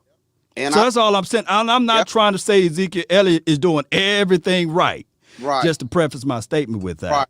And you mentioned Kellen Moore. That's where I was gonna go next. And I said you just made me understand quarterback to quarterback. Cause that's what I mean, you know, if you look at it, man, with Lanahan, we was more balanced, you know, run Zeke, Dak throw, run Zeke, Dak throw. You know what I mean? So it's like with Kellen Moore, you want to throw. I mean, like a lot of times, 2nd and 1, 2nd and 2, 3rd and 1, 3rd and 3. Why you want to run the ball? You want to run some little screen, wide receiver screen. You want to run something 15 yards. You know what I'm saying? Me and some of my buddies, we be watching the game. We be wrecking our brain on some of his play calling, man. We do. And for the be real with everything, just like with Jerry Jones, let's be real. Boise State probably gave Kellen Moore the key to the city, the buildings, extra money on the side, anything that he wanted. But Jerry was like, nah, we're going to sign you over here to be our offensive coordinator for a little bit longer. So they let you know that money rules a lot of things. Mm-hmm. And on top of that, we're going to have to be in the mercy seat of him learning on the job. And that is that's the table that they decided. Now, this also strengthens the argument that Dak Prescott need to be on this team. Yep. Because we can see the fact that Dak Prescott and Kellen Moore, they got their rapport. They all rhymes together, man. Mm-hmm. But the reality of it is that they're going to have to get beyond the fact of who's right, who's wrong on this contract. And 9 times out of 10, it's hard to tell people that make $140,000 a year what to do. I can only imagine trying to tell somebody who makes $7 to $8 billion a year what to do, and that's Jerry. Right. Yeah. That's. I mean, I hope everything work out with Dak. I mean, we liking the Dan Quinn going back to 4-3 because, you know, we was a top 10 defense. You know, and you the bottom of the pit and bottom of the barrel. So you bring that top 10 defense back. I think we'll be all right. I think, you know, we need to get some more linebacker help. We need to get some more, especially DB help. Offensive line help. We need help everywhere. Really, we need help everywhere, man.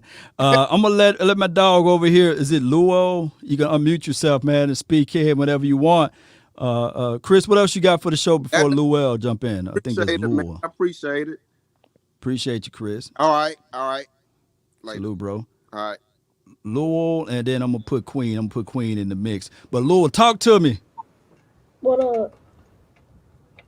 You're live. Talk to me. Hello? Yes, you live on the radio. Can you hear me? Yeah, we can hear you. How you doing? I'm doing great. That's fine. Say that you were Jerry Jones. What would you do? What would your plan be? Would you sign Dak? If I'm Jerry Wayne Jones, my first mission would be to sign Dak Prescott. My first mission would be to sign my quarterback, and I look at it like this. Now that headache is gone. I got too many people, Troy Aikman, Drew Pearson, on the record now, Emmett Smith and Michael Irvin, all of the greats saying, hey, sign Dak Prescott. You can sleep well at night. The guy is a pillar of the community. He improved year to year. I would sign Dak Prescott, move that money to the side. Whatever resources I got left, I'm looking at defense. I'm looking at the interior of the defense. I'm sitting here like, bring me a big hog that I can put inside that can help out this front four. And I'm looking at a free safety that I can blend in and add in to help guess combinate with the Donovan Wilson kid. So that's what I would be doing if I'm Jerry Wayne Jones.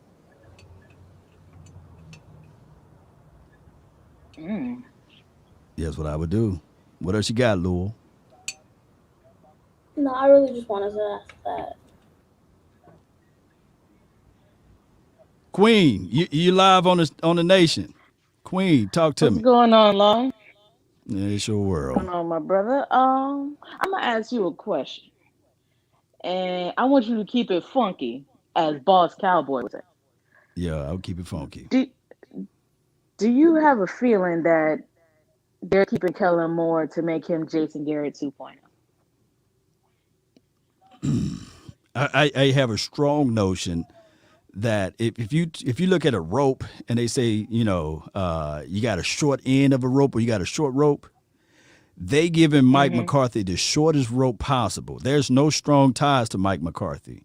Remember, when you're talking about narcissism or you're talking about people who want to be right, who refuse to be wrong, right? Those are Mm-hmm. people that would walk out with their chests up and they'll say, hey, I'd say, Jared, hey, man, it's 90% chance raining. Nah, man, I'm good. And then when the rain start happening, hey, dog, I got an umbrella. Man, nah, I told you I'm good. You see? That is what Mm-hmm. Jerry is going through. I told you that I was right with Jason Garrett. I was wrong. But now I'm telling you guys that I'm right with Kellen Moore.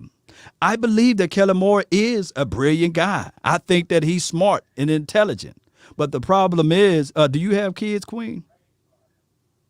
I have four god kids, You two got four two sets god of kids, twins, two sets of twins. How old are they? mm, 4 and 6. 4 and 6. You think that right now they're intelligent, they're smart, they probably be ahead of the curve as far as their learning acumen and all of this stuff. But if I go out there and I go give them a Ferrari, or if I go give them a Mazda or a Mercedes or any car, it will take some growing pains. But you would say, hey, as smart as and intelligent as they are at that age range, they're still not suitable and eligible enough to drive said car. But you're looking at that car saying that car got Right. all of this capabilities, got all of this power behind it. And that is the problem is with Kellen Moore. We gave him technically a Ferrari or a super F-150, souped up car or truck. And he Mm-hmm. just can't drive it right now. He's still at Right. new broom. And that's the problem. That's why we're seeing some of the hiccups and the mistakes there. Yeah, I think when he came back and he was offered the Boise State job, I'm not gonna lie, I had to sit there and I was close to wanting to feel like I wanted to bang my head against the wall because I'm like, is he brilliant? Yes. Is he intelligent? Yes. But is he ready for this stage? No. I'm Right. sorry. At this stage, no, he is not the next Sean McVay. Let him go to Boise so he can learn. Sean McVay climbed up the ladder learning. This man went from backup QB straight to quarterback coach, straight to OC. Right. There was no learning, no paying your dues, as they said. Sean McVay paid his dues early Paid in him. his life. Paid him. That's how he Yeah. became he paid them blood, sweat, and tears. That's how he wound up becoming the youngest head coach when he was first hired because he paid those dudes early and often. And with Kellen Yeah. Moore, I see where and he does have a little Scott Linehan, Jason Garrett in him where he's stubborn. He doesn't really want to make adjustments until very late and his butt is in the fire. And he doesn't make like I said, he doesn't make adjustments because when Dak is in under center, or in a shotgun Mm-hmm. or whatever, you can coach, you can scheme a certain way. But when we had Andy Dalton, when we had Ben DiNucci, when we had Gilbert, you got to change it because they all play differently from four. Yeah. Yeah. It goes It back to was my like theory. taking a Yep. round, it was like taking a square peg and putting it into a round hole. It was My almost like goodness. the definition of insanity. And Yeah. it's almost like the same thing with Jerry. It's like, are you a brilliant businessman? Yes, but you want to take credit for everything. Okay, if you want to take credit for the success, just like everybody want to say Mm-hmm. when it comes to the quarterback position, quarterback gets the place for the success, but also all the failure. That needs to be the same thing for ownership. You want to take credit for the Mm-hmm. success, okay, but when it goes sideways and, as they say, and excuse me, but hell in a handbasket, you need to Mm-hmm. take up for the miscues that you've done. Like, I don't see why we always have to sign, sign everybody that we have that's coming up in free agency, sign them and be like, hey, we did address free agency. No, you didn't. You signed the same problems that you had for years prior. The same people that haven't been performing, you threw money at them for no reason. Mm-hmm. We could have addressed Dak 2, 3 years ago and, been okay. But all right, you didn't address that. Now we're here. You can sign him, get that over with, but you missing those first three waves of free agency is why we're not making the playoffs. Pigback off the guy that was on here a little bit while ago.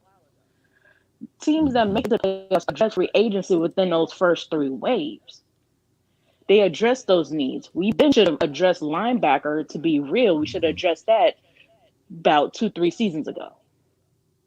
Mm. Yeah. We should have addressed the interior of the defensive line 2 years ago. We should have addressed the safety position. I'm gonna be real. We really should have addressed that since Right. Roy Williams. I'm gonna keep it funky. I'm gonna keep it real. Whoever's feelings Yeah. are hurt, I'm sorry. Here's the Kleenex. Mm-hmm. It's like You're right. positions You're that we right. haven't valued, like the corner and the safety. Those are positions that when you see it put it, down on the line in playoffs, those be the dudes that come up, paying the bills and getting people those championships. I'm like, look at that Interior. four-man rush they had with Tampa with Vita Vea and Ndamukong Suh in the middle, Mm-hmm. rotating JPP in and out. And I forgot the other brother that's on their front four, but those four was wreaking havoc.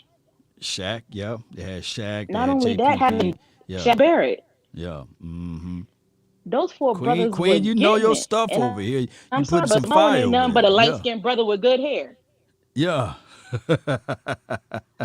It's like, come on. Those four was wreaking havoc. And not only that, having depth at your offensive line. Because in that Mm-hmm. situation where Kansas City lost both their tackles, it had to come between having a bad offensive line. Who would I want behind that situation? Dak or Patrick Mahomes? I would take Dak over Patrick in that scenario because Dak knows what it's like to function behind a dysfunctional offensive line. He's speaking the truth right there. But, people going to hear that and they're going to say, blasphemous. But I feel exactly what you're saying. Being in an unknown environment with scary terrain as it relates to the offensive line, Dak Prescott is normal, or I guess more accustomed to it than Pat Mahomes was at that point of the game. Now, heading forward to 2021, the Jones is going to have to figure out what the world will do with the left tackle and the right tackle. News is out there that, La'el Collins is working out in these sorts, but we have to wait and see. And we know for sure, without a shadow of a doubt, that Tyron Smith, it'll be a rabbit's foot's chance if he's able to play for 17 games. So we'll see. We'll see how they're going to properly plan this situation out, bring in some more talent, help the defense out, and of course, secure their quarterback. Those are things that they're going to have to really put into the mix there. Queen. Yeah, and I'll say this on the tackle situation. We should have addressed that last season for a good quality veteran, not no backup veteran that's been on the practice squad and the backup for like 100 years. But we should have addressed Facts. that last year when Tyron, was in and out and he went on the shelf because, he got hurt. And when Lyle Collins showed up fat, overweight to Mm-hmm. camp. But then you also get into an accident and that puts you on the shelf. I'm sorry, but when Lyle showed up out of shape, we should have addressed it then. Right. Not being like, oh, things wrong over here, we're fine. And we just, skiddily and nothing bad's gonna happen. It's like that, Yeah. like they say that law. Anything that can go wrong will go wrong. Everything that could Yeah. go wrong for Dallas last year did go wrong. It's just like to flip back on the defense, nobody knew what a dog Donovan Wilson was that strong. And when he Mm-hmm. did flex the free until Dorian Thompson got hurt. Mm-hmm. So that begs me to ask, how many dogs and diamonds in the rough, or actual true diamonds, You said it we again. So have you said it in again. You depth chop it and up a little also on the bit. Say that practice again. squad that are not getting their shine because of politics? Oh well, political I mean, football, it begs that man, question. it is what it is. It, they always going to do that. They always going to do the political football angle. Unfortunately for our Dallas Cowboys, and we will never know who's the real dog out there. But I guess the fan base, a lot of people that was in the chat, people would hit me up the moment we drafted Donovan Wilson, saying, "Dog, you got to see him. Law, you got to see him. Hey, he can lay the wood. He's hitting thunder." And people were sending me all type of clips on my Instagram feed saying, "Hey, Law, they gonna have to bring in Donovan Wilson. He is that dog." And I was saying, "Yeah, but it's up to the Joneses." And remember, they was all saying, "We like our guys. We like our guys." The Darian Thompsons and the Xavier Woods combo. And I was like, man, put Darian Thompson out there. But it is what it is. Yeah, What you else you would got like for the the guy show, that, Queen? Go ahead. Go ahead. Go ahead. his Go ahead. backside and say, you're God. Just like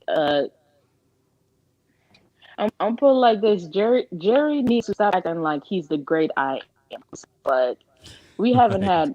had good coaching. People having a winning. We haven't had a good winning culture since Bill Parcells and Jimmy Johnson.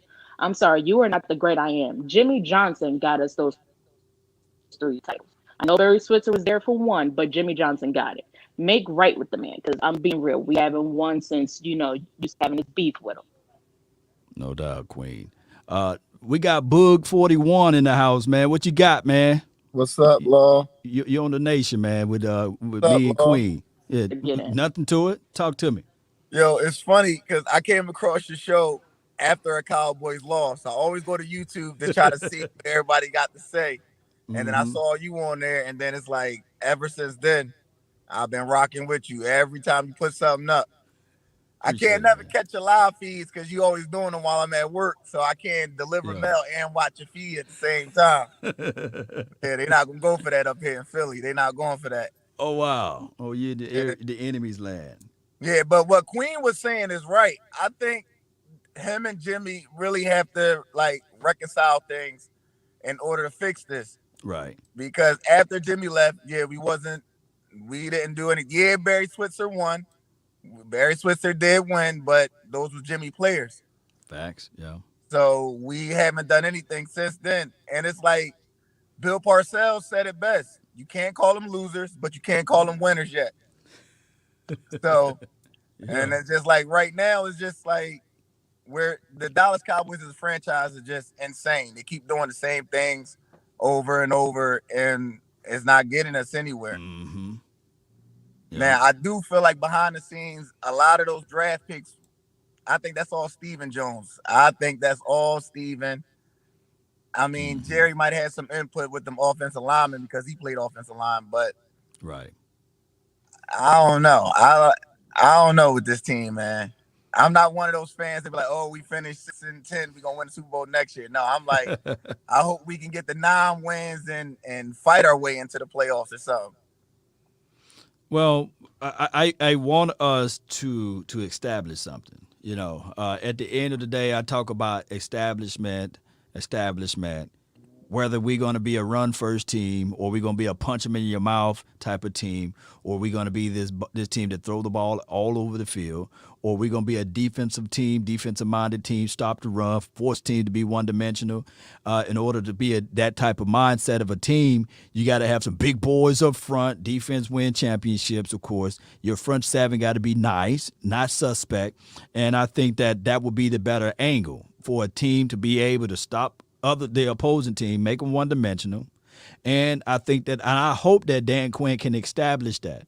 But if we don't establish that, if we don't have a clear focus in this draft and this free agency, then we are in hell of a trouble, meaning that we are still doing the same thing over and over again, expecting different results. And that's insanity. So, yeah, I agree. They're going to have to establish something. And the Cowboys were always a run first team. They were never a pass first team. They always been run first. It's been plenty of games I've seen Troy turning around 22, 22, 22. And that's what they just have to realize. We're a run first team. We're not this team that throws the ball all over the yard, getting the fancy stats. And we're going to smash you in the mouth with the run. Right. Prove you can stop it, then we'll go passing the ball. But I don't know. I don't know. It's crazy, man. When we look at it, we would say, all right, cool.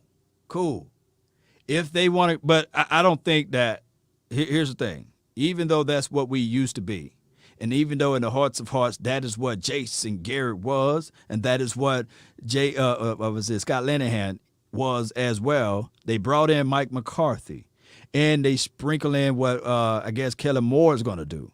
Both mindsets are passing of the ball, right? So now you're talking about a conversion or a transformation of a team that all they did was run the ball. Now they're a pass first team. So what they're going to have to do in that mindset is have better efficiency. When they get into the red zone, money zone, that's when the field shortens. That's when everything condenses. And you got to have the quarterback that can really win in that moment. So I always have every year what I want Dak Prescott to improve on. And for the 2021 season, if he signed, I'm going to do the air quotes or what have you, I want Dak Prescott to be efficient in the money zone, red zone, maybe more fade balls. Maybe also I want Kellen Moore to dial up better plays. We don't want to see no more reverse sweeps and bubble screens in the doggone red zone. So those are things that those two have to improve on. If they're going to be a pass first team, they're going to have to strike when they get into that red zone, the efficiency level. And it should be a better read option team as well. Well, at this point, I don't know. Kellen Moore might be gun shy calling it read options at this point.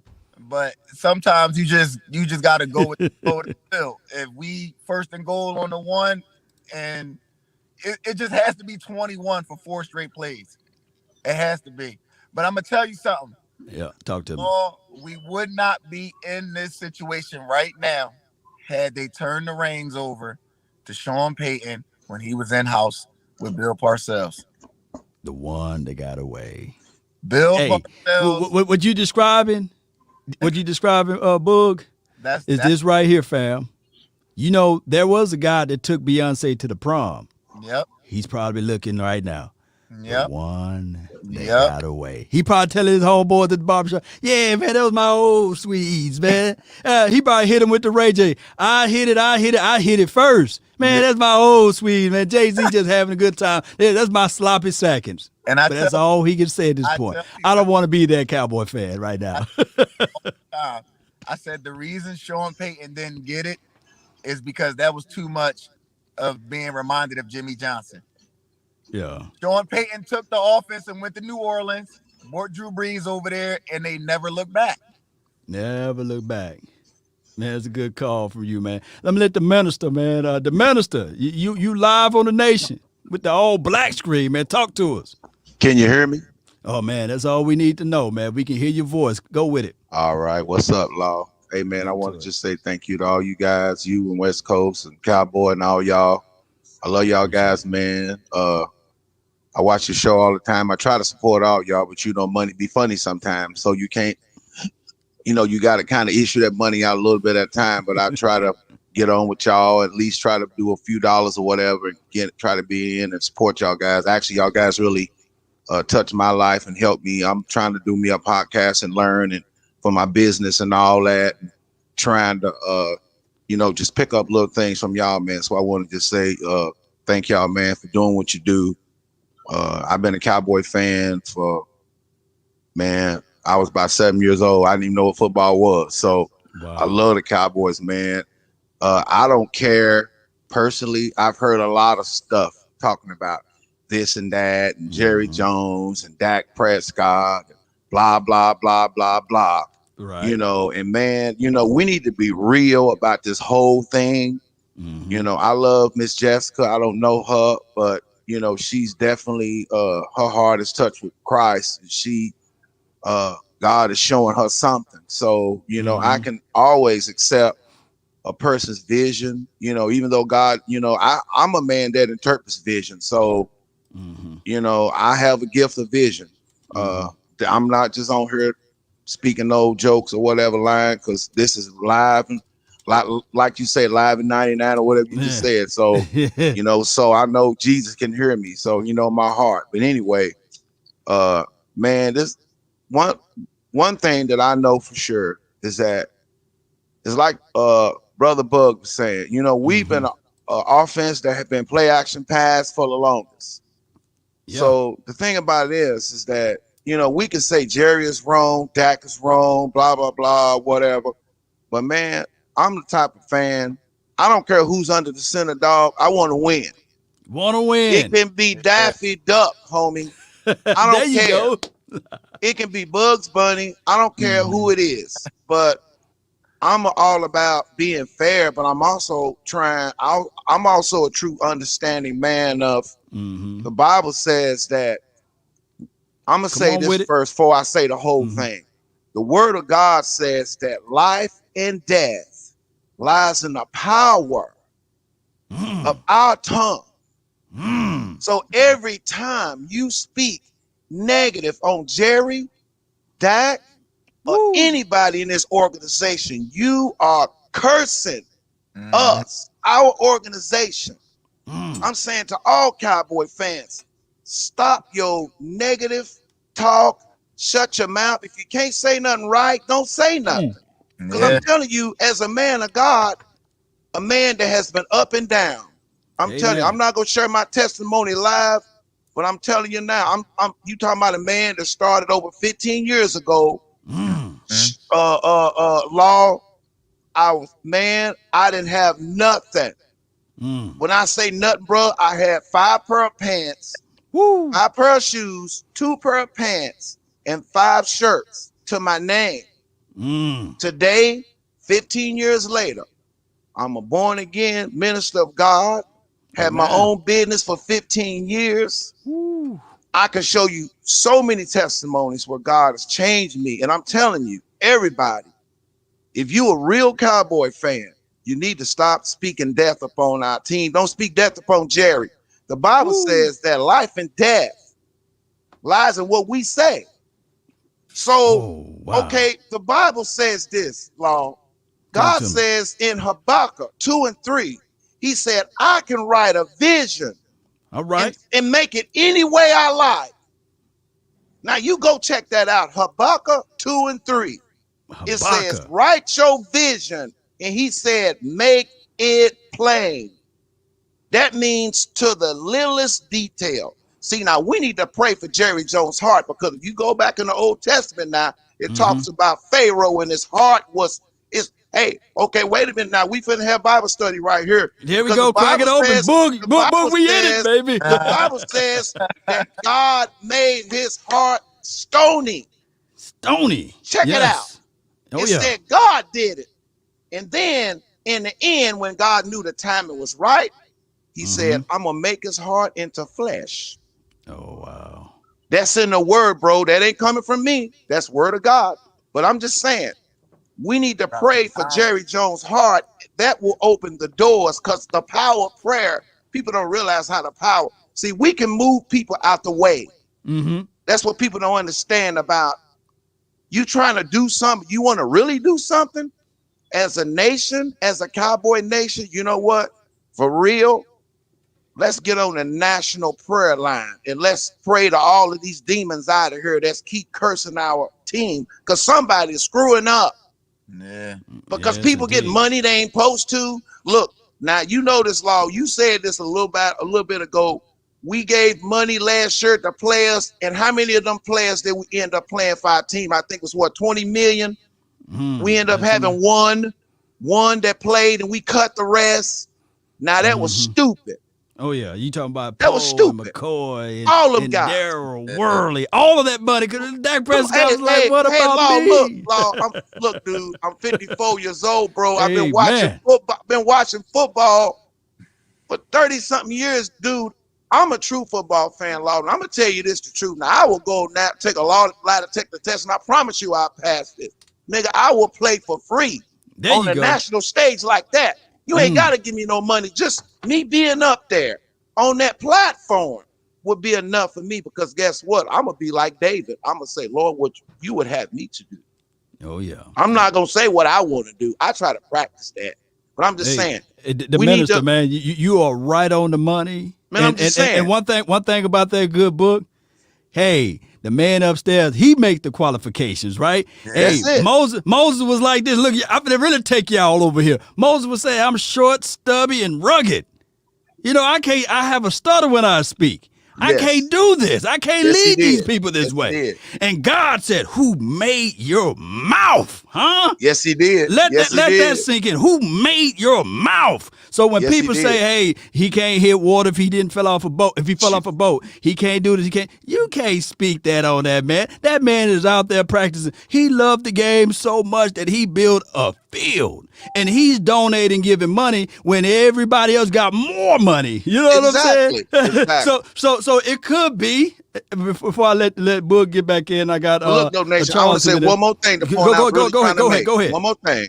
Mm-hmm. Now, the point I was really trying to make is I was saying, yeah, okay, we need to remember this. Jerry Jones needs to hear this. He needs to remember this. If you want to pay Dak and you want to save money, now we know that year, Law, what did he say? Dak said he wanted the last year that paid. That was the big issue, right? I mean, far as we know, we just know he say, she say, whatever say. I mean, hell, that's like we in the neighborhood.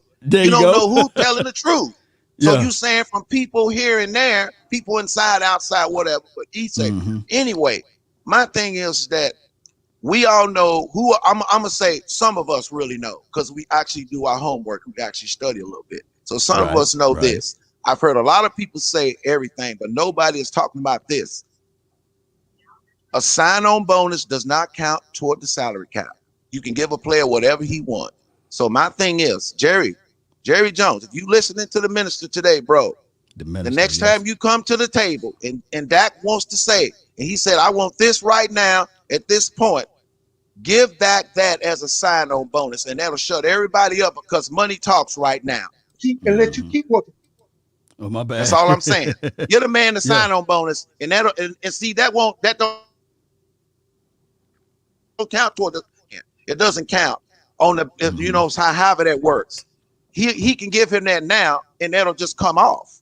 Yeah, then it's his right now. Yeah, they can prorate and move money around for the and that's the point I was trying to make. And I've heard everybody say a lot of other things, but I've never heard nobody say that. Won't he just give him a big sign-on bonus and just give him that last year he wanted, and then we wouldn't have this problem right now. Yeah, problem would be solved. There's so many ways we can look at it, but I appreciate you for jumping in, the minister. Hey man, thank you, man. Hey, plug your channel, man, and plug your business in the chat box, man, or plug your business right now so that people can join and follow the minister and all of those good things, man. Man, I'm still learning how to do all this. You know, because usually my wife is on, so usually she's on the. I'm still learning how to like do little things. I know how to do some things. I'm still learning how to like get on and do little certain things. So, I mean, maybe one of these days, man, you know, we can chat. You know, I can, you know, maybe even, you know, send you some money and you just get some of your time. You can give me some pointers. No doubt, I'm serious because I'm serious about that because I know it ain't free. So I know you're a man about money and I am too. So maybe one of these days we can chat and I can, you know, maybe you can give me some pointers on how I can kind of get started. Maybe send me some equipment things I need. So I got you, the minister. Appreciate you jumping in, bro. But hey, man, much love, man. Salute. That was a good call from the minister, man. Boog, what you got, man? What you got before I let Uncle Charles back in? My only thing is, if we're going to franchise Dak at $37 million and he's asking for 40, what's the? Come on, Jerry. Well, if you franchise tag, if you do the exclusive deal again, that's going to count immediately against the cap. You can't really prorate. You can't make any adjustments to it. It's off the books just then and there. It's guaranteed money up front. It will still be more money than he ever counted. And maybe, just maybe, he'll look at it. Well, I believe that they're going to franchise tag him for first and foremost, Bug. And then they're going to try to work out that deal from there. That's what I believe. Yeah. So do you think he'll restructure some of them other contracts with DeMarcus and Jalen and I don't know about Ty Smith because I think they stretched out Ty Smith as much. Right, they stretched that one out enough. My thing is, I think that there's going to be some restructuring. Regardless of it, there's going to be some restructuring. And the thing is, in order for all of this stuff to occur and happen, Dak Prescott must sign. He got to sign regardless, whether or not they're going to sign, trade, or sign to keep. So that's the I guess you can look at it, the 2021 questioning of the hour. They're going to have to do something with that. Appreciate you for jumping in, Boog. All right. I got Uncle Charles over here, man. You're live. And then I got Tierra jumping in. Talk to me. Can you hear me, Law? Oh, yeah, man. You live like 95. Let me just say this, because I don't get a second dipping coming back into the thing, but two callers back. That brother that came on just left off. I love you, brother. You very inspiring. I want to tell that brother that independent power is in the tongue. Let me explain something to you. The bank robbers don't go in a bank to steal money. They go in the bank to get caught. Okay? Do you understand what I'm telling you? Listen, let me tell you something. Nobody will speak Jerry Jones to mind because Jerry Jones been blessed 10 times over. Let's just look at this thing, Cowboy Nation. Read your Bible. What is your life expectancy on this earth? 70 years in team. 70 years. Yeah. So you're only supposed to live 70 years. Jerry Jones is over 70 years old. So God that blessed him over 10 times over. My grandma always told me that, don't you know God can take time off somebody else's life and put it on yours? Right. Do you understand? If God exists, you got to understand that Satan exists. Amen. He exists too. You can't have good without evil. You can't have that. It's an oxymoron. Mm-hmm. Okay? The devil was hard-headed, and what did he get? He got thrown out of heaven because he didn't want to do what he was told. Jerry Jones, it's nothing wrong with saying, I don't messed up. Ain't nothing wrong with that. But let me tell you something, man. Sometimes you have to humble yourself sometimes. You have to. Muhammad Ali didn't become great at what he do if he didn't believe in God. You don't go in the dentist office and say, I want my tooth pulled, and the bus driver come in and pull it. It's a damn dentist office. That's what I'm trying to tell you, man. Let me just say this in closing, and just a lifelong lesson, because that other caller said, well, you can draft another quarterback. Yeah, okay, fine. But let's look at one more other thing before I get to this last segment. Let me ask you something. I want to ask that brother, and I love that brother. I respect that brother, and I love him for his comment. Let me ask you something. He said, well, I don't care about just going out and just dropping another quarterback. You can do that. But how many teams in the NFL, Law? 31 other teams. So now what did he say that Dak was a what? Top 10 or top 12 quarterback? Right. Yeah. Well, then he good enough to get us to the damn Super Bowl then. Amen to that one. Yeah. Okay, here's Tom Brady. Tom Brady ain't got more numbers than Dan Marino. But Dan Marino was a better quarterback. The only difference is Tom Brady got more Super Bowl. It's our turn. It's Dak's turn. We only had two great quarterbacks in the Dallas Cowboy history, and that was Troy Aikman and Roger Staubach. The rest of it was garbage. Let me just say this, Cowboy Nation. This is just because I know Miss Tayara got to be on here, and she's very knowledgeable, and she know the game. She know what the Cowboys is about. Let me say this. My daddy was a hardworking man, and he took us to the grocery store. And my daddy pulled up in that lot. He said, "Don't ask for nothing, and you ain't gonna get nothing." And my little brother said, "No, I want some blow pops. I want some blow pops." I said, "Brother, Daddy, you can't get no blow pop. You ain't gonna give us nothing." So we went on in the store anyway. And my daddy got the little groceries because we was going through a hard time. So my little brother ducked up on the counter and got the 2 blow pops. He gave me a grape one. He had a cherry one. You know I love some grape. But when we got back out to the car, I should have known something was wrong at that counter. When the lady threw her head up and my daddy threw his head up, she winked and said, "Ha!" Got us back out there to that station wagon. And I need not tell you how long that station wagon was. It was so long, my daddy had to pull over twice to park. And man, let me tell you something. We got in the car, we going down the road. He looked up in the rearview mirror. He said, "I saw what y'all did, and I'm gonna whoop your behind." So he pulled over, then got back out in traffic and pulled over again. And he tore our asses up with that strap. He whooped me so good, I was in the trunk. So I'm telling you right now, he said, "Don't ever," let me tell you something, a lifelong lesson. Don't ever go in a store when you ain't got no money. If you can't buy it, it ain't yours. And that's the way life is. Dak is worth the money. He ain't stole anything. He ain't been caught in no Motel 6 with no 2 crackheads. He's a good young man. Okay? And that's all I got to say. I love my Cowboy brothers and sisters. And Law, I love you too, bro. Appreciate you, man. I love you too, man. Uncle Yes, Charles, sir. appreciate you for jumping on, man. We got Yes, Tiara sir. in the house. Appreciate you, Unc. Let's go. Yes, sir. Yes, sir. Always bringing the thunder. Tiara, what's good? Hey, what's You're up, Law? live. Nothing to I'm it. live. Let's try to make it. You maintaining. You live like 95. You on the mix. Everybody's sitting here listening and waiting to hear your thoughts. Okay, I just wanted to address. I was going back and forth in the comment section with I think it's these boys just win, and he kept bringing up that Dak Prescott has a losing record against winning teams, which he does. My point to him that I was trying to make to him was that every quarterback has a losing record against winning teams. That isn't Brady, Big Ben, and Russell Wilson that has played 5 years like Dak or longer. Every quarterback has a losing record versus winning teams. It happens. He People don't understand. People forget Dak Prescott's a 4th round draft pick. Okay, he's a 4th round draft pick, and I think he's like 19 as far as like versus winning teams. He's 19 for a 4th round draft pick.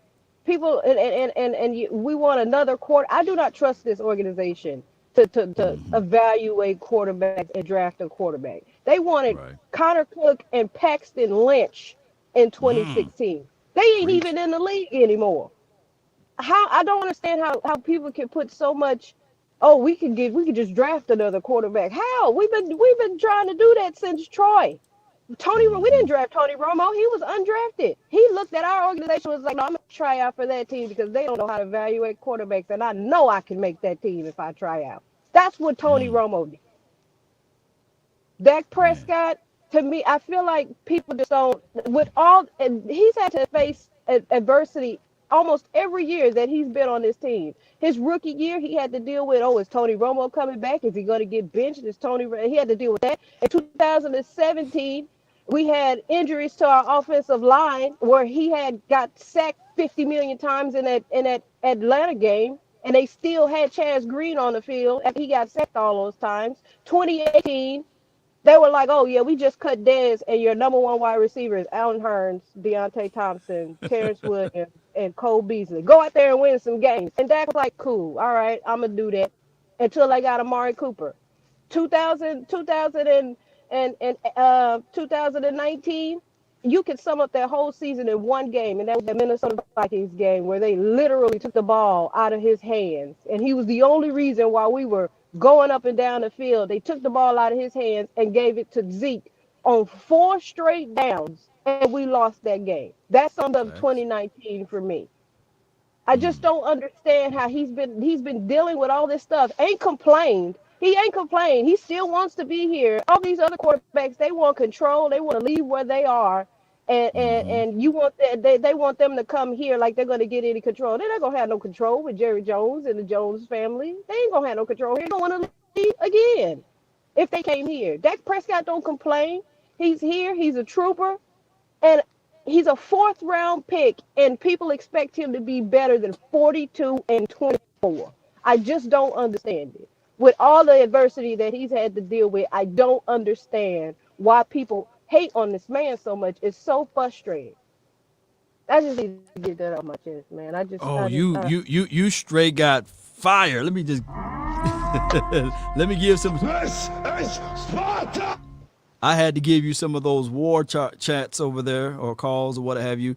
You right on the money with it. Majority of the quarterbacks that play in the National Football League have a losing record against winning teams. And on top of that, with that being said, the Dallas Cowboys, the only team in the National Football League to get labels.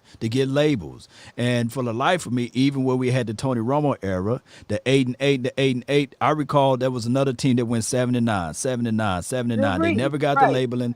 But I do understand that they would throw out the fact that, well, that team won a Super Bowl. Well, we had a coach learning on the job at the time, Jason Garrett, and we had to fight through that. They playing musical chairs with the defense. It was crazy. It was a mess for many of years for that time frame for them to ultimately get another quarterback named Dak Prescott due to crazy circumstances, right? Because they had Sanchez, they had Kellen Moore in front of him. They had a whole bunch of people in front of him. I even heard that year that they was talking about putting Jamil Showers in until he kind of wet the bed, So it was many obstacles. He blew his knee out when they moved him to safety. He blew his knee out, I believe. Facts on top of facts, man. You bringing so much facts. It making my teeth white over here. Oh my goodness. And I don't think that anybody can rebuttal that if people call in, but they would be the keyboard warriors though. They will be the keyboard warriors over there. They won't match your energy. They'll just move. They'll continue to move the goalposts. And it's like, and I say that same thing. Like, continue to move the goalposts on my quarterback, because every time they'll say something that he can't do, he fixes it and he gets better at it. Y'all only making him a better quarterback when you say he can't do something. Oh yeah. Yes, indeed. So, I mean, it is what it is. I believe the minister want to jump back in, and I got Queen over here. She want to jump back in. Okay. Hey, this is a party. You want to stay? You want to hang tight, or you ready to go? It's up to you. Oh, I can hang tight. Yes, indeed. Let me drop the minister in. We got a party going on over here. Cowboy party. They say ain't no party like a cowboy party. You already know, bro. Talk to me, the minister. Now we can see you, man. We can see the tip of your hair. The tip of your head over there. This is a new computer, man. You know what's Law? This is a brand new computer, bro. So I had to put my other one in the closet. So no worries. I'm saving it from a man cave. But anyway, what the lady was saying a while ago was so true, man. I love that Showers guy, man. I think that guy was a guy that Cowboys should have kept. I really liked him, man. I don't think they was fair to him. I think from the preseason games, from what I saw, I don't think he got a lot of opportunities that he should have got. I think they kind of just did him wrong. I think he didn't, because toward that last preseason game, my memory served me correctly, Law. Now you might correct me on this, bro. Right. My memory served me correctly. When they put Showers in, when he really got some time, was the fourth preseason game. It was about, he got the second half, I believe. They let him and that other guy go. What's that one guy that they was kind of hanging on to? That guy, he was really he was really nobody really to me. I don't even know why they even signed that guy. That one guy, I can't even call his name. But anyway, that Showers guy, man, when he got in that second half, man, he basically single-handedly almost won that second half, but he had 2 turnovers by the other team. And I just like what I saw. The time they gave him, I just felt like they cut him too fast. And if we talking about growing quarterbacks and trying to have somebody that can imitate Dak, why not have a guy like that?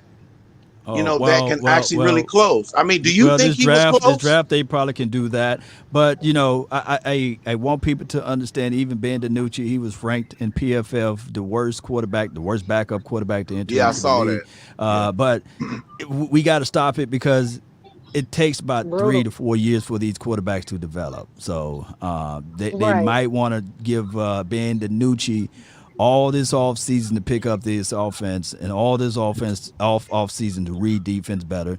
And hopefully, if we have preseason game, we see a little bit more Bandanucci, and maybe he can be that backup of a Dak Prescott. But I'm not too upset at Gilbert. I think that the Cowboys might need to take a real good look at Gilbert to be a solid Yeah, backup I to I Dak like like him Prescott. Gigi. too.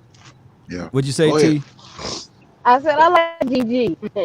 Yeah, GG. Yeah, yeah, yeah. I'll take Gilbert, GG over Danucci. Ben Yeah. DiNucci. But you guys get what I'm saying, though. Yes, That sir. Ben side on DiNucci was getting smacked from Watusi. that boy was running for his life. But that one drive that he got all the way down to the Eagles land territory, and then they had Terrence Steele that was like, "Oh, I'm gonna give the right way to the quarterback. Here you go. I'm tired of blocking."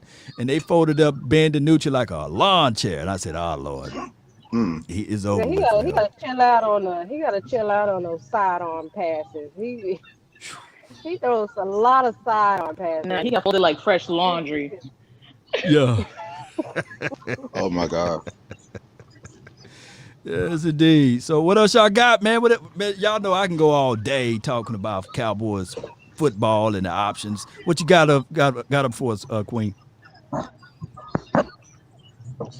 All right, I'm gonna ask this question. Go ahead. With it when it comes to the salary cap, right? Mm-hmm. People who are not really nuanced into the game and pay attention to the revenue, it's like, okay, we're gonna take a dip this year. However, what is not being talked about is how it was 198 this past season. It's going to dip. I want to say the base is supposed to be 180. It may go to about 190 max. Right. It's going to jump the year after to about 215, 225 for Right. the 2022 season. But here's where I'm going to hit you. For 2023, 2024, it's going to be over 400 million. Right. So that 40 million that people say Dak is asking for is going to go from let's say this year it can be prorated and split to where he's about Right. 20-25 mil, 30 max. But that coming into that 2023, it'll be about maybe 16 for 2020, 2022, my bad. For 2023, it'll Somebody got be that monster truck 10.7 to back there. But go ahead. Go 10.5. ahead. Hmm. Go ahead. Yeah. Yeah. Okay, Yeah. it'll be 10.7 to Oh, I'm 10.5. sorry. So once again, that 40 mil is not gonna hurt. Uh huh. So it's gonna be like this. People don't understand. Come after the 2021 season, so 2022, 23, 24, 40 million is going to be looked at the way we looked at Jimmy G's contract. Right. If anybody pays attention to contracts, the Right. 40 is going to be the new 20. People not going to I'm getting what understand I get real what you're saying. soon Yeah. that Yeah. even that contract Patrick Mahomes has right now, that contract is going to seem like chump change. And for Right. people that so-called love the Chiefs, here's a news flash: every quarterback that has signed a decade-long contract has never finished with that team that signed them to it. Mm-hmm. So really, even though it's 10, they may only have him for 5. Yeah. It's the money that they can't see. And if they trying to get this thing, they're trying to spearhead this money for the year of 2021, the gambling. It's been approved, I believe, in the state of Hmm. Texas, but you talking about now 3 to maybe $4 billion with a B, just by adding gambling revenue onto the platform. So this is what I'm saying. And then you Like also got TV contracts, and there's some contracts TV, that are running out, and they got to renegotiate. hey, and then on top Cause of I that, could have you got to sworn the add an extra Chiefs was game. broke as hell. Say what you say, T? I said I could have sworn going into this season. I said all off season last year the Chiefs are broke as hell. They ain't got no money, and then they signed all these people. I'm like, what? How did they do? They turned the salary cap off. Did they move some money around? Like what? I thought they were broke, You can always Look, manipulate but they that thing. found look, a they like Hmm. way. that old, they like that old They, spiritual granny that write a bad check in the middle of Kroger or Walmart talking about, I pray in the name of Jesus, the check going to go through. He gonna go Oh through. my God. Yes, indeed. They Put also some got some. anointing, some oil on that thing. Go They ahead. What you got some got? pointers. I got I I said got they these also got some pointers boys. from what's that lady? Yeah. Oh Yeah, I geez. got these boys. I'm gonna add to the stream right quick. The minister, I'm gonna take you out for a quick second, okay? Okay. All right, but these boys, man, what's good with you, fam? These boys, and then Boog, we're gonna put you back in the Eagles. What's good? These boys, you live? Yeah, I'm here. I'm here. Now, what the thing is about the 12 and 20, 23 records winning teams is, other quarterbacks didn't have the complete team back there. So when I talk about Dak with 12 and 23 against winning teams, you can't compare them to other teams. There's different situations. And then I hear everybody keep talking about this defense thing. Yes, 2016, the Cowboy defense is ranked fifth in yards allowed, fifth in points allowed, first in yards allowed rushing. And then you hear people say, well, they let Green Bay score 30 points. But if the offense is only playing one quarter and keeping the defense on the field, of course the other team is going to score. It's about complementary football and situational football. When you're going three and out and your off defense keep running back on the field, of course the other team is going to score. You wait to the fourth quarter and score. Everybody keeps saying, well, Aaron Rodgers got 3 points once the game was tied. You holding great Aaron Rodgers 6 points in the fourth quarter and basically 10 points in the second half to allow your offense to come back. But if you would have took care of business, those quarters you took off the game, or either scored when you had the ball last to get a touchdown, those 3 points wouldn't have mattered. Tierra, you got any rebuttal to that? Because I guess that's him wanting to rebuttal, or you want somebody else to go. I mean, every team starts off slow in a game. Like you can't expect to start off fast every single game. That's just not being realistic. Every team has slow starts in that game, and there were things that happened in that playoff game that you speak of. When you speak of 2016, that's where he got most of his wins against winning teams. Like he went on the road and beat Green Bay. He went on the road and beat Pittsburgh. They were playoff teams. So you using 2016 is not really a good example. I mean, like I Well, told let me you in go the to, comments, have you ever seen a rookie quarterback play in the Super Bowl? Because that's growing okay, pains. That was never going to happen. We all wanted to believe it was going to happen, but if being realistic, that we have never seen a rookie quarterback play in the Super Bowl. okay, we jumped to 2018 And when your playoffs against defense the is Rams. bad, when your defense is bad, the team is gonna a team is gonna score points. The opposing team is gonna score points regardless if your defense is bad, which our defense has been since 2016. Our defense has been bad. We get gutted up the middle. We giving up 200-yard rushing games against other teams. That's not the offense fault. That's not the offense fault. That's the defense. Okay, All can we jump to right. 2018, the Rams playoff game? The Sure, Cowboys defense sure. allowed the Rams to rush down the field twice. Once they came away with those two rushing down the field, they came away with 6 points on 2 drives. What did the I Cowboys feel like I offense missed some do? popcorn. Give them the ball right back. And they went MA for 2 quarters until the fourth quarter. So you putting your defense out there to hang the drive. And you want to bring the defense? No. Offense need to play situational football, get first downs, keep the defense off the field, and score. Because if you keep the defense on the field, that's how football goes. You're going to wear that defense down. But if And you you keep and if you if you have a great but if you have a good defense, you should have to worry about your defense going out there. Your offense is not supposed to save your defense in a game. It's not. They're supposed to be able to stand and hold their own. The only reason why that we is were not correct. doing that in the early part of the only reason why we were doing that in the early parts of Dak's career is because we were scared that our defense couldn't stop anybody at the end of the game. That's why they were like, oh, well, to save our defense, our offense has to stay on the field. But as you can see, that you can't win games like that. You have to start investing in your defense for them to be able to make stops and not having offense to come and save them. That is not correct. Your offense do supposed to help the defense out. If your defense get the other team off the field and your offense go out there and go win out, you're putting your tired defense right back on the field. It's not complimentary football. So you're expecting your offense to score and your quarterback. Hold on, let me. Go ahead, these boys. Go ahead. Mm-hmm.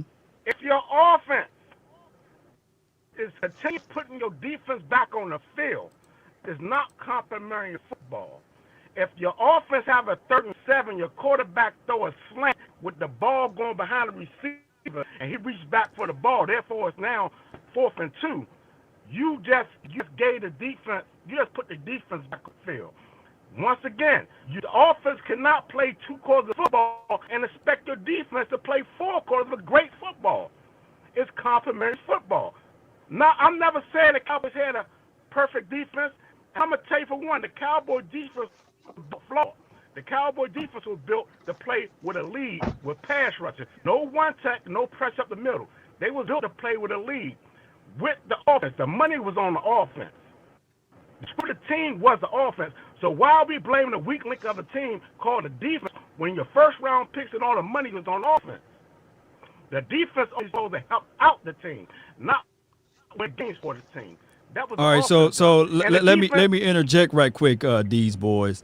You do know that in that playoff game we did had a Joe Looney, right, against this Dominican Sue, and against those boys up front, and on the running side of the ball, the C.J. Anderson, regardless of what we look at it with the Todd Gurley, they still running the ball on us, man. I don't know how you can stop that, regardless of the situation. I feel where you're saying that, hey, maybe if the quarterback would have started off a little bit hot sooner, but at that time, you got to understand, the Cowboys was on the road, right? It was on the road. It was a home game for the Rams. They didn't have no issues with their team. Sean McVay had his number against us on both sides of the ball, on the offensive side and the defensive side of the ball. But for me to put it all on Dak Prescott to win that particular game, I can't really put it in that situation. We needed anybody to make a play on the defensive side of the ball. And if we had Jeff Heath, and I love Jeff Heath, but he made the wrong move. Go ahead. I can't put it on the defense because how do you actually get back in the game?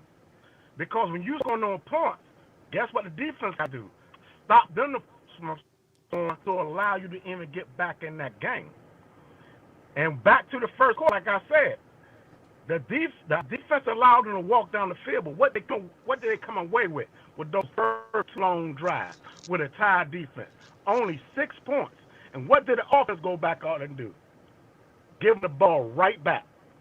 So don't wear down the defense. Man, all I know is they had on there. Boy, they had some boys on that defensive side of the ball. The Rams were loaded that year. Sue, they still had the guy. The Rams defense was good. Yeah, they were good. They had like they had like 200 over 200 yards rushing, and one of the running backs that they had, he was on the couch eating buns the day before, and they got him, and he bust out 100 yards against us right up the middle. Like, they couldn't stop that. Regardless if our team was scoring points and put points on the board, if our defense can't stop anybody, like that's not an offense issue.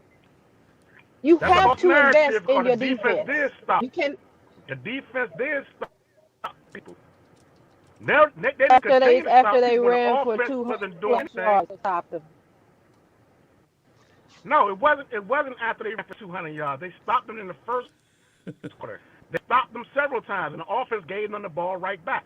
Once again, if your defense is on the field the whole game, they're going to give up yards. They're going to give up points. Where do the offense take responsibility for some of those losses? Not just that. I'm saying the offense. We had a rookie Conway, and I'm not trying to make excuses, but we had a rookie Connor Williams and a Joe Looney in the interior of that offensive line. Ezekiel Elliott, who we paid, who is our number one running back at the time. On that 4th and 1 play, I believe we got pent back, folded up like a wallet, and we couldn't. I think it was 4th and 2, something like that, or 3rd and 2. We couldn't get that first down from there. We couldn't establish the run. It was like the offensive line. We was one dimensional. They folded up. I literally saw Joe Looney get picked up like this and said, "Hey, you my baby tonight. We gonna rock you to sleep," and move him out of the way, and then grab Ezekiel Elliott and said, "Oh, it's time for me to put you to bed," and sing a lullaby. So it was crazy for us to have the weakness on our interior of the offensive line at that point. And everybody, mama, uncle, cousin know about Connor Williams. Yeah, can you imagine Connor Williams going up against a Sue? And they had Sue and they had Aaron Donald. So it was crazy for us, man. It was just, we went up against a buzzsaw, and I'm surprised that we even got a chance to put up any money. 1-2 for your mind. 1-2 for your mind. But I get what you're saying, these boys. But it's one of those things where it's hard, man. I know. We supposed to win that game. But our defense was trash and our offensive line was just a makeshift offensive line. Law, can I chime in? Go ahead, Queen. Let Queen grab the flow, these boys. Let Queen, she haven't spoke yet. Go ahead, Queen. That's why I say the defense a bit flawed. Go ahead, Queen. Let Queen speak, and then you go next, okay? These boys. And there's a commonality with the Green Bay game and with the Rams game. What do both have in common? What do both have in common, these boys? These boys going once. These we boys. still had Rod Marinelli. We still had Scott Linehan. Okay, so one thing you can say about both is they're predictable. You can stop people in the beginning all day long, but after a while, Rod Marinelli.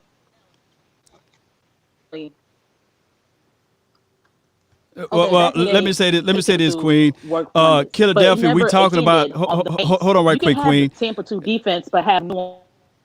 Hold on for a quick second. Let me set the table because people are thinking about 2020. Mm-hmm. We talking about 2018. Sue, let me know if I'm wrong. Was Sue on that team in 2018? The LA Chargers or the Rams? I meant to say, was he on the Rams? Was it Sue and as well as Aaron Donald that year?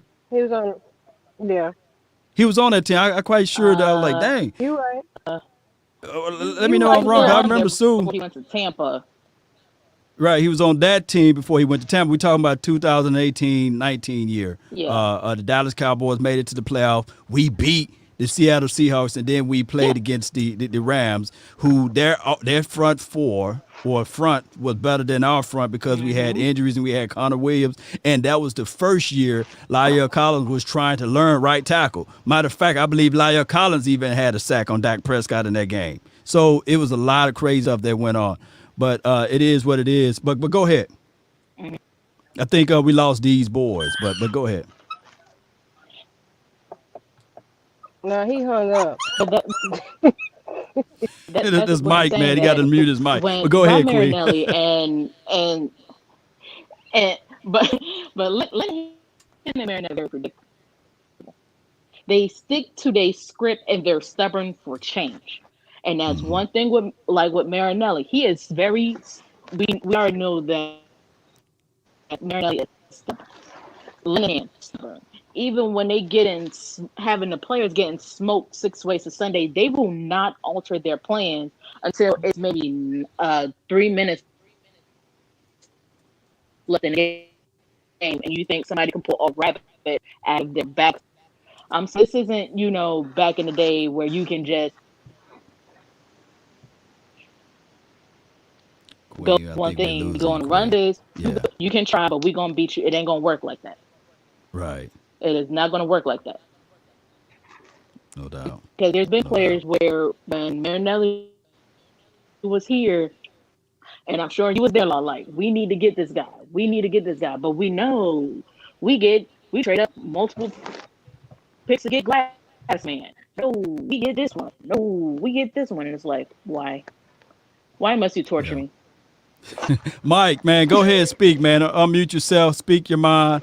Mike, go ahead and unmute yourself. It's like Chinese water cooker.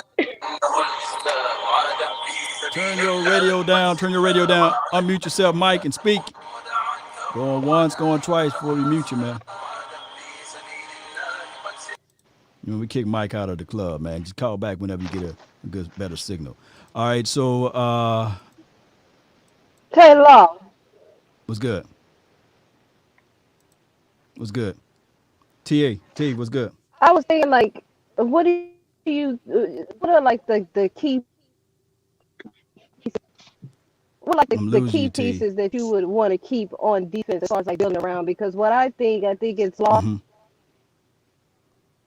Dog, T, I I'm think it's losing you. Law, Yeah. um, Gregory. No, I think it's me. I'm pausing. It's me. I think it's Oh, it's you. Law, Gregory,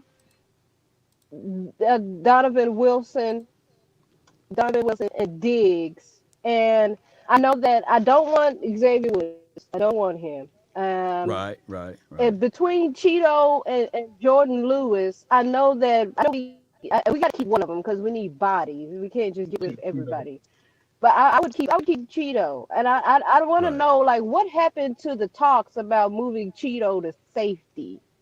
What happened to those talks? Would he be a good fit there, or you just would keep him as a valuable backup if we don't draft a high draft talent up and cornerback? If we don't get Sertan or Farley. I believe the notion to kick Cheeto back inside is a misnomer there. I think that they want to keep him as the outside corner. He did a serviceable job, just not a fantastic job for us at that position. I mean, he's not a slouch at that position, believe it or not. It's just the fact that we don't get the turnovers and the I guess the big impact plays out of Cheeto. I think what they're going to do is Quinn. He's going to evaluate the assessment of Cheeto Wouzier, and he's going to look at the assessment of Jordan Lewis. They already got Anthony Brown signed for a futures contract to be the slot interior guy. So in this draft, believe it or not, Caleb Farley or Joe J.C. Horn, Joe Horn's son, or even Patrick Surtain, all of those guys, we speaking glowingly of those guys, but they're going to still be growing pains. Day one, I don't think that they will be a day one starter and beat out Cheeto Wouzier, believe it or not. They're going to have to fight for that position. They're going to have to learn the NFL. The NFL is a whole lot different from college, what have you. So I believe in the hearts of hearts, the Cowboys are going to try to add a veteran piece or sign Cheeto Wouzier or Jordan Lewis to be the bridge guy or to help those guys out as they transition over to the NFL. Now, my thing is, Diggs, we love Diggs, but it took growing pains. It took him about week 3, week 4 to get his playing legs up under him. What we don't want is we don't want to see that again. And I think that this rope that we was talking about with Mike McCarthy and Dan Quinn is a super short rope. But that's my thoughts on that. And I appreciate your opinion on that. But Key Jones, what you got, fam? I just want to know why everyone thinks DeMarcus Lawrence sacks numbers should be up. He's a run defender. Right. He causes havoc on his side. He gets double teamed, but everyone expects his sacks numbers to be high. That's not his game. Right. And I mean, and like she was saying, I keep Cheeto. I don't like Jordan Lewis, all that grabbing and all, Facts, if he want to hug somebody, he can do that off the field. But I mean, as far as defense, this team should go. We should go defense. I mean, granted, I like with the O line, they always draft a tackle and move him to guard, or draft a guard and move him to tackle. Right. Why not let them play their original position? Lionel Collins is a better guard. Connor Williams is a better tackle. Right. Like, what logic is that? Collins, yes, is a good example. Like, I don't know. what type of guy they're actually looking for. I mean, Zach Martin, he's See, an why exception. you had to He speak can do common both. sense, sir? He's spitting a lot of common sense. The lunatic, what you got, fam? Law had to jump on again. We've almost gone 2.5 hours. I seen the Connor. We have opinions. We have great perspective. Fans see it. We sometimes wonder, why the hell don't the coaches see the same thing? Now, you're saying about Connor Williams. Remember, he was coming off a knee injury. We see of the five, even with the rookie badass there, we're thinking he is the weak link. We're trying to improve that position. I don't know if kicking him out to tackle might be the best decision to improve that position. Maybe make him the swing tackle, but definitely go out there and get some competition for him. Push him. You want to get the best out of anybody? You get that person some competition, no matter what job you're in. When you see somebody, hey, I might be taking your place, you're gonna be, on your P's and Q's and doing everything you can to get that position. But yes, I understand, and yeah, I agree with Cheeto. But you said it on Late Night Hype. He's projected 8 point something. He's one of those money five, as Sky says. He's a cornerback. I mean, the middle class of this free agency this year, because of the cap dipping down a little bit, the middle class is going to be squeezed. But some team it only takes one saying we need cornerbacks, we need defensive ends, because we can never have enough of them. We need people like that, and somebody might outbid us. Same thing with Alden Smith. We'd love for him to take a deal with us, pay him, $7-8 million a year. But somebody might. What the hell did the Bears pay for Quinn? And look what he got. He got what, 3 sacks for them this year? So it Oh, they takes paid out the 1 year. nose. Right. Man, Exactly. The lunatic, you always bringing in the thunder, man. I'm gonna let Bob Young in. I'm gonna let Boogie and the minister. Y'all give some final words. Cause I'm gonna try to end it in the in 9 more minutes. So, in that order, Bob Young, what you got for the show? Going once, going twice. Bob. All right. So, the minister, man, what you got for the show? Well, Couple man, minutes. I just gotta say, all of this stuff is crazy, this Dak and everything. So, Right. we really, none of us, we all hoping for the best for us all. That they go ahead and pay the man, and just understand that, Dak is worth the money, man. I mean, regardless of what anybody may, I mean, because we all know, for me, I'm gonna say Dak was, I mean, being real, Dak was wonderful between the 20, between the 20, from 20 to 20, between there. Right. But when you struggle in the red zone, you gotta say the offensive coordinator, the quarterback, and the coach. Right. Because I think they all got to be on the same page. Amen Because to that. one thing, when we were one of the best teams in the league between the 20s, 20 to 20. We were probably, no one had more yardage than us. Dak was probably tops over everybody, I believe, Law. I mean, you might correct me on that, but I know there was a point when Dak was tops in yardage between the 20. Now, when we got to the 20-yard line, man, I saw struggle somewhere. I don't know if it was the coordinator or the coach. Or I saw at times where players were open, and I saw people throwing to the wrong places. Because when you're a student of the game, man, when you watching the game, my wife is not on here, but my wife will tell you, I be watching the game and I be literally saying like, oh man, they finna go through this hole and they going over there. And then they 15 go the more wrong seconds, way. minister. You got 15 And I'm seconds. I like, got to let Boog jump in. but Go ahead. but hey man, let's just keep stay for the best. And we just hope Jerry Jones' eyes are open sooner or later. No doubt, man. Appreciate you for jumping Peace in. out, y'all. God bless. Amen to that. Boog, man, what's your closing words, man? First, I want to say T and them boys. Hey, Lord, they put you in the situation. That was like better than Skip and Shannon. Yeah. I hate that the boys, man. He ran off with the plug or something. Man. I said, come on but back. What he didn't say about that Rams game was, people forget Rams came into that game with one of the hottest passing attacks. So they ran cover 2 safety the whole game. And how you beat cover 2? You run the ball. You run the ball. You will beat cover 2 But the the entire same game. thing. So, and it was like every time they would go play that run, what the Rams do, they came with play action right after that. They see the Cowboys are playing the run, so they went play action. Cowboys went back to playing the pass, they went and gashed them with more run. So is he's saying it's complimentary, but if they keeping the defense on their toes with play action running, you can't stop that when the running game is averaging 100 yards a carry. So it Right. it was The nothing worst thing to that could do. ever happen, Book, if you play football, the worst thing that can ever happen if a team you can't stop the run. We had Antoine Woods to go down. He was hurt. Even Crawford, just before he was granted hips, Crawford, he went out. He was hurt. So we had a guy named Reed, and we Yep. had Antoine Woods hobbling inside, and it was horrible for us. And then my last thing, Law. Go ahead. Last night I was watching the Dallas Cowboys 2014 season. The catch. If you go back and watch that, Des Bryant makes that same exact catch against Arizona in the regular season, and they ruled it a catch. He took the 3 steps and dove for the pylon. They ruled it a catch. But then you get back to Green Bay, he does the same exact thing, and they ruled that incomplete. And when I only said that because you had a video where they were saying these guys say, "Listen, Dallas don't get some of them calls. Dallas don't Right. get some things."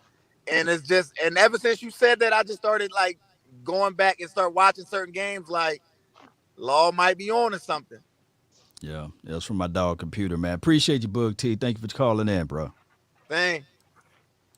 All right, Lunatic, for final words, man, and I'm gonna let Queen and then T to give the final words of the show. Law, appreciate it. Great show, great content. This is a type of thing that we need just to get our voices out there. We have so many different opinions. We have so many different perspectives, but it's all towards the same goal. We demand Super Bowl championships. I've seen enough of them. I want more. I want the front office to get on the same page. We are all businessmen and women. We go get our money, and every day, every week, we say, hey, we need this, we need this. We prioritize. We just demand the same of our front office, no matter what it is. Give me a plan. Tell me what you're going to do, just like we do. I'm going to do this. This is what I'm going to dedicate myself to. That is all I ask from my front office. Tell me if we're going to do run first, or are we now Dak and supplemental run. Then let me work from there.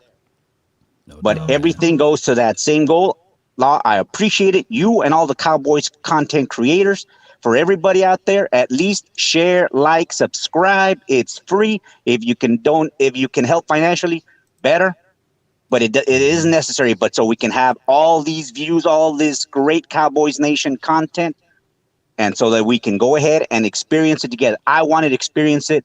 My children were smaller with the last Super Bowl win. I want to experience with them as adults, so I can experience it and pass it on. Keep up the great content, Law. I appreciate it, and always go Cowboys. Yes, indeed. Appreciate you, the Lunatic, man. Appreciate you. That's a good call. Queen, what you got? What's your final words? All right. Trivia question, Law. Okay. Excluding us, what other franchises have been blessed? Not geniuses, but blessed to go from another good or great quarterback to the next. The Packers, I guess. Favre to Aaron Rodgers. That's an organization that Packers is one. They've been blessed. Packers is one. Okay, so there's another team out there. I would say, believe it or not, you can probably throw in the Chargers. They had Breeze, and then they kind of shoved him out the way, and then they got what's it called, that team? The Phillip Rivers, right? Another team would Breeze wasn't there long enough. Wasn't there long enough? The Colts, they went from Peyton Manning to Luck. Right, that was pretty good. I'm missing another. I'm talking team. about with having success. You say again? 49ers. With having success, there's 49ers from everybody's overlooking Montana it. to Steve Young. Who you got? That's the second one. It's like five. Kansas So City Chiefs, technically, you right? I can see say the somebody for the Chargers. Chiefs in You there, can right? somewhat say the no. The last one is actually the Patriots. Blood soda Brady. Uh, I'm talking about when yeah. when the quarterback either A was sitting behind that quarterback, or in a situation like ours, we had the guy, didn't really know about him, but he happened to be great. Oh, I see what you're saying. Yeah. Yeah.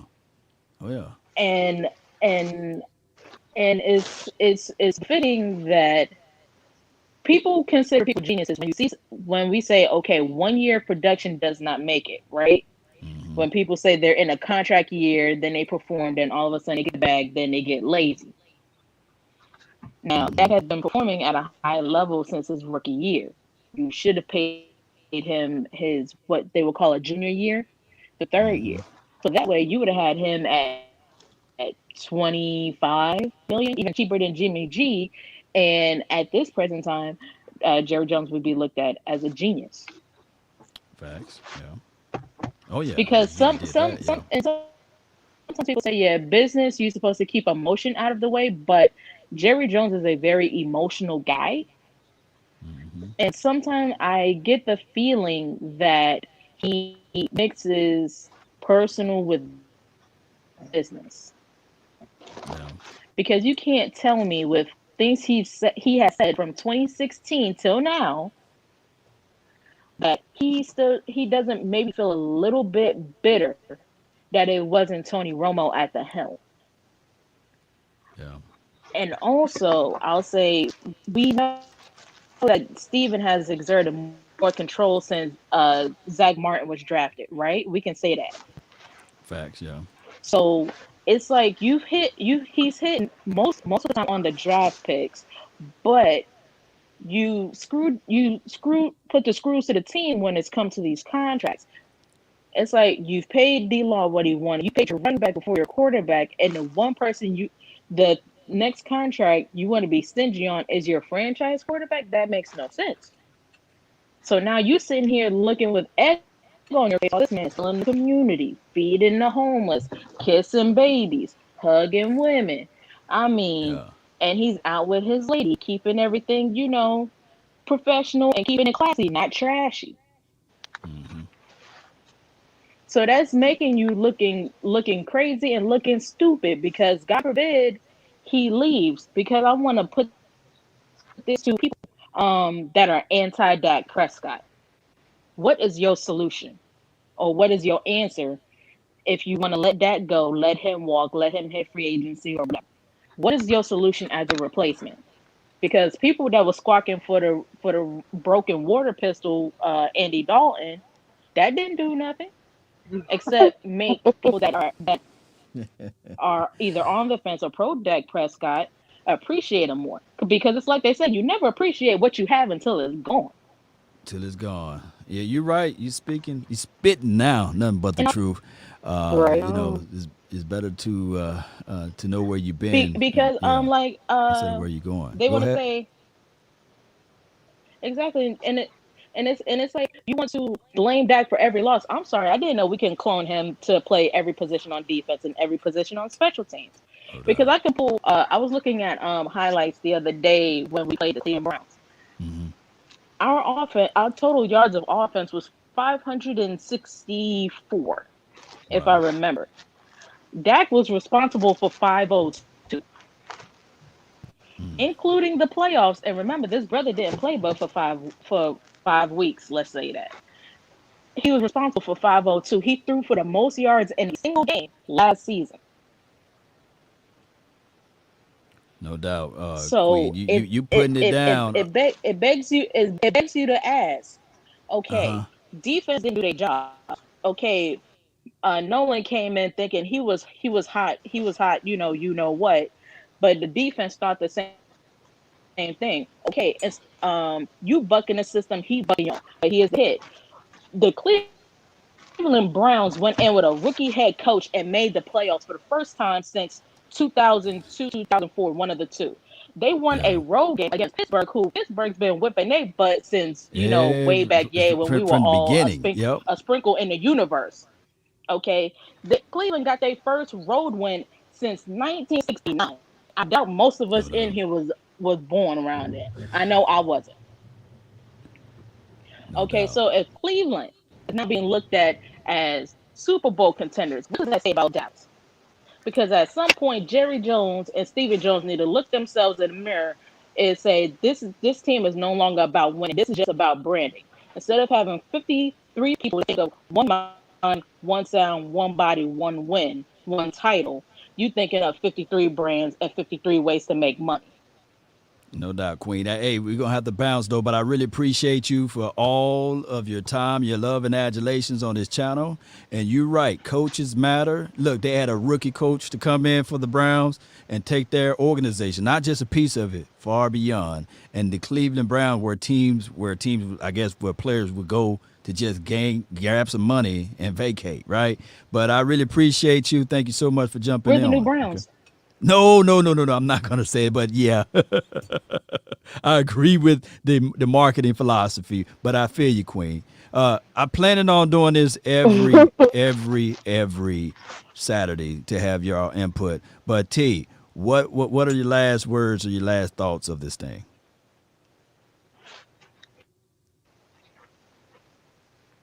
My last words are I just want to my pet cat just like I was beating the table for Donovan Wilson to get some playing time, and when he did, he showed us what he could bring to the table. I'm beating the table again for Francis Bernard to get some freaking playing time at linebacker. Right. Get Joe Thomas out of here. Get these old dogs out of here. He like a horse with three legs. He no good. Get these old dogs out of here. Take them to the back of the woodshed and put them down. Old Yeller. Old Yeller. When our defense was at its peak in 2018, that's because we had young guys out there. When Jimmy Johnson first came to this team, he said we looking for speed and quickness, and that's what we need on this defense. And if Neville Gallimore can take a big step like the way Michael Gallup did from year 1 to year 2, then we cooking with fish grease. We cooking with fish grease. We cooking. Yeah, get some fast guys and get those young guys, that young blood up in there, and see how we can finish this thing off. I really appreciate you, Tierra, for calling in and holding it down. I support you 100 on that debate there. You won, by the way. Appreciate you You have for a good having one. me. Anytime. All right, Cowboy Nation. I really appreciate everybody that jumped in, that tuned in. And shout out to you, the Lunatic, for dropping $2 in the super chat. The Cowboy Nation #1 sign Dak Prescott, DC for life. And anybody who have a difference of opinions, I really appreciate everybody for jumping in for this marathon type of show. It's 3 hours straight. No commercial breaks, right? And I got a chance to give you guys my thoughts of the matter. And in closing, like Uncle Charles will say, everybody, man, at the end of the day, regardless of whether or not we love this team or whether or not you just support this team through viewership, we continue to grind. We still support this team regardless of the wins and losses, of course. But they're going to have to sign Dak Prescott regardless. They can't let him walk, so they're going to have to sign him and then do the trade to get more players, or they're going to have to sign up for the long term, and we will know for sure by March the 9th. There should be a countdown. I told Mark Holmes to put a countdown clock on his desk so that we can see, the time frames of what they're going to do. Now, a birdie told him that Dak Prescott will get signed. I'm going to say the operative word, will get signed next week. So we'll be watching around and waiting for that news, but we will see. Shout out Tom. Shout out to you, Sheila. Shout out to you, Georgia. Shout out to you, D Saturday. Appreciate you. Is it Amino? Pete, Dak Prescott, I see you. Todd France, Overton, everybody who made donations earlier, the minister, everybody who called in, Chris from Oklahoma, although you jumped in, but I didn't get a chance to talk to you, Jessica, Terrence Bank. We'll be more prepared next week to do this thing all the way out. Maybe I'll do a 24-hour stream talking about the Cowboys. Who knows? Y'all know how crazy this thing goes, Cowboy Nation. Hey, let's listen to some good old music, get on out of here. I really appreciate you guys. Let's go, Cowboy Nation. I don't have the other music, but at least I have this one. Yeah. Prize Fighter. Let's continue to grind. Y'all jam on out to the Cowboys and Law Nation. Let's go. Hey, ain't no party like a cowboy party. Hey. Ho. Come on. Hey. I see ya. Hit that like button on your way out. Yeah, because they fear us in physical form. Let it be known, baby. We troublesome over here. The Law Nation, baby. We running this thing. Wesley King, I see you over there. Crazy Corvette. Let's go. Pete. Come on. Shout out to Facebook group. Shout out to all of my Patreon followers and all of the membership squad. Appreciate y'all. Let's go. Y'all feel that beat, huh? Y'all feel it? Let's go.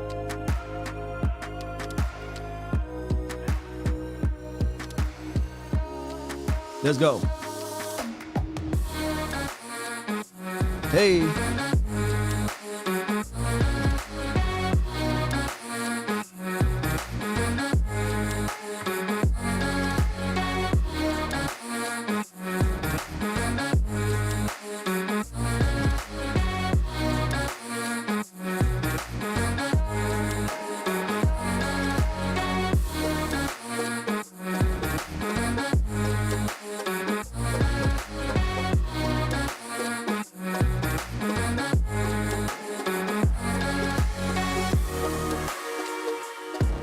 Let's go, Cowboy Nation. One way or another, we're live like 95.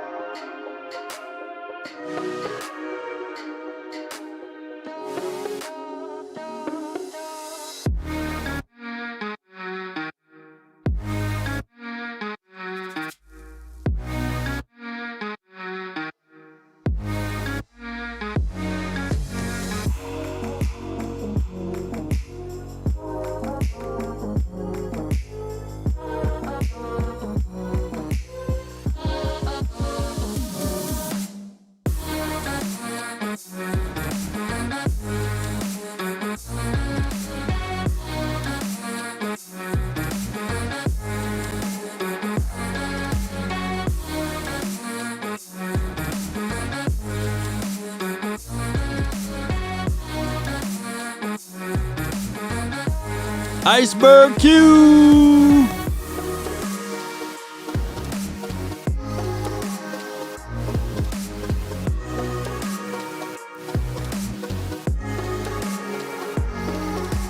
Yoga Fire.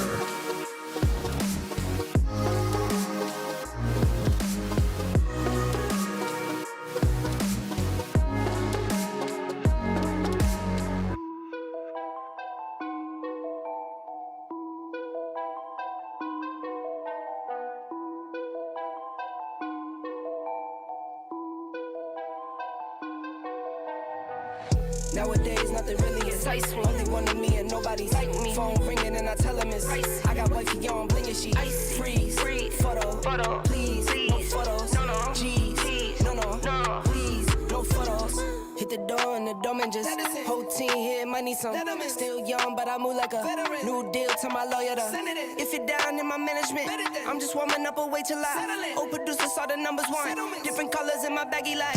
Chalk it up, talk of the town where you're talking up. Wanna get you a ring and you tough enough. Wanna get you new things with your pockets dull. Run it up. I used to be quiet and out of luck. Now I move up and move humble cause the hate and the jealousy. My mama telling me count up your blessings and run it up. Nowadays nothing really excites me. Only one of me and nobody's like me. Phone ringing and I tell him it's ice. I got wifey on blingin' she ice. Freeze, photo, please, no photos. No, G's, no, please, no photos. I keep giving game away.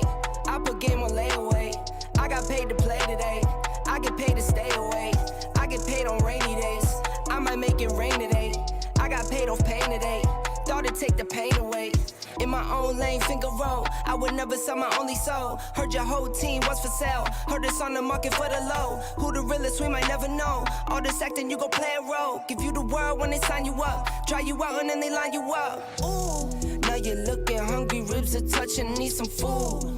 Now you're all on live acting surprised, but you was fooled. Boy, get out the way, it's been a day, now you're old news. Now you got the pen and pad, you're trying to take my moves. Nowadays, nothing really excites me. Only one of me and nobody's like me. Phone ringing and I tell him it's icy. I got wifey on bling and she icy. Freeze, photo, please, no photos. No, G's, no, please, no photos. Nowadays, nothing really excites me. Only one of me and nobody's like me. Phone ringing and I tell him it's icy. I got wifey on bling and she icy. Freeze, photo, please, no photos. No, G's, no, please, no photos.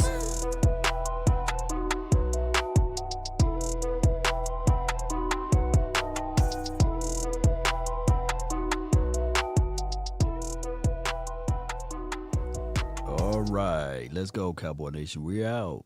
And remember, you're listening to nothing but the best.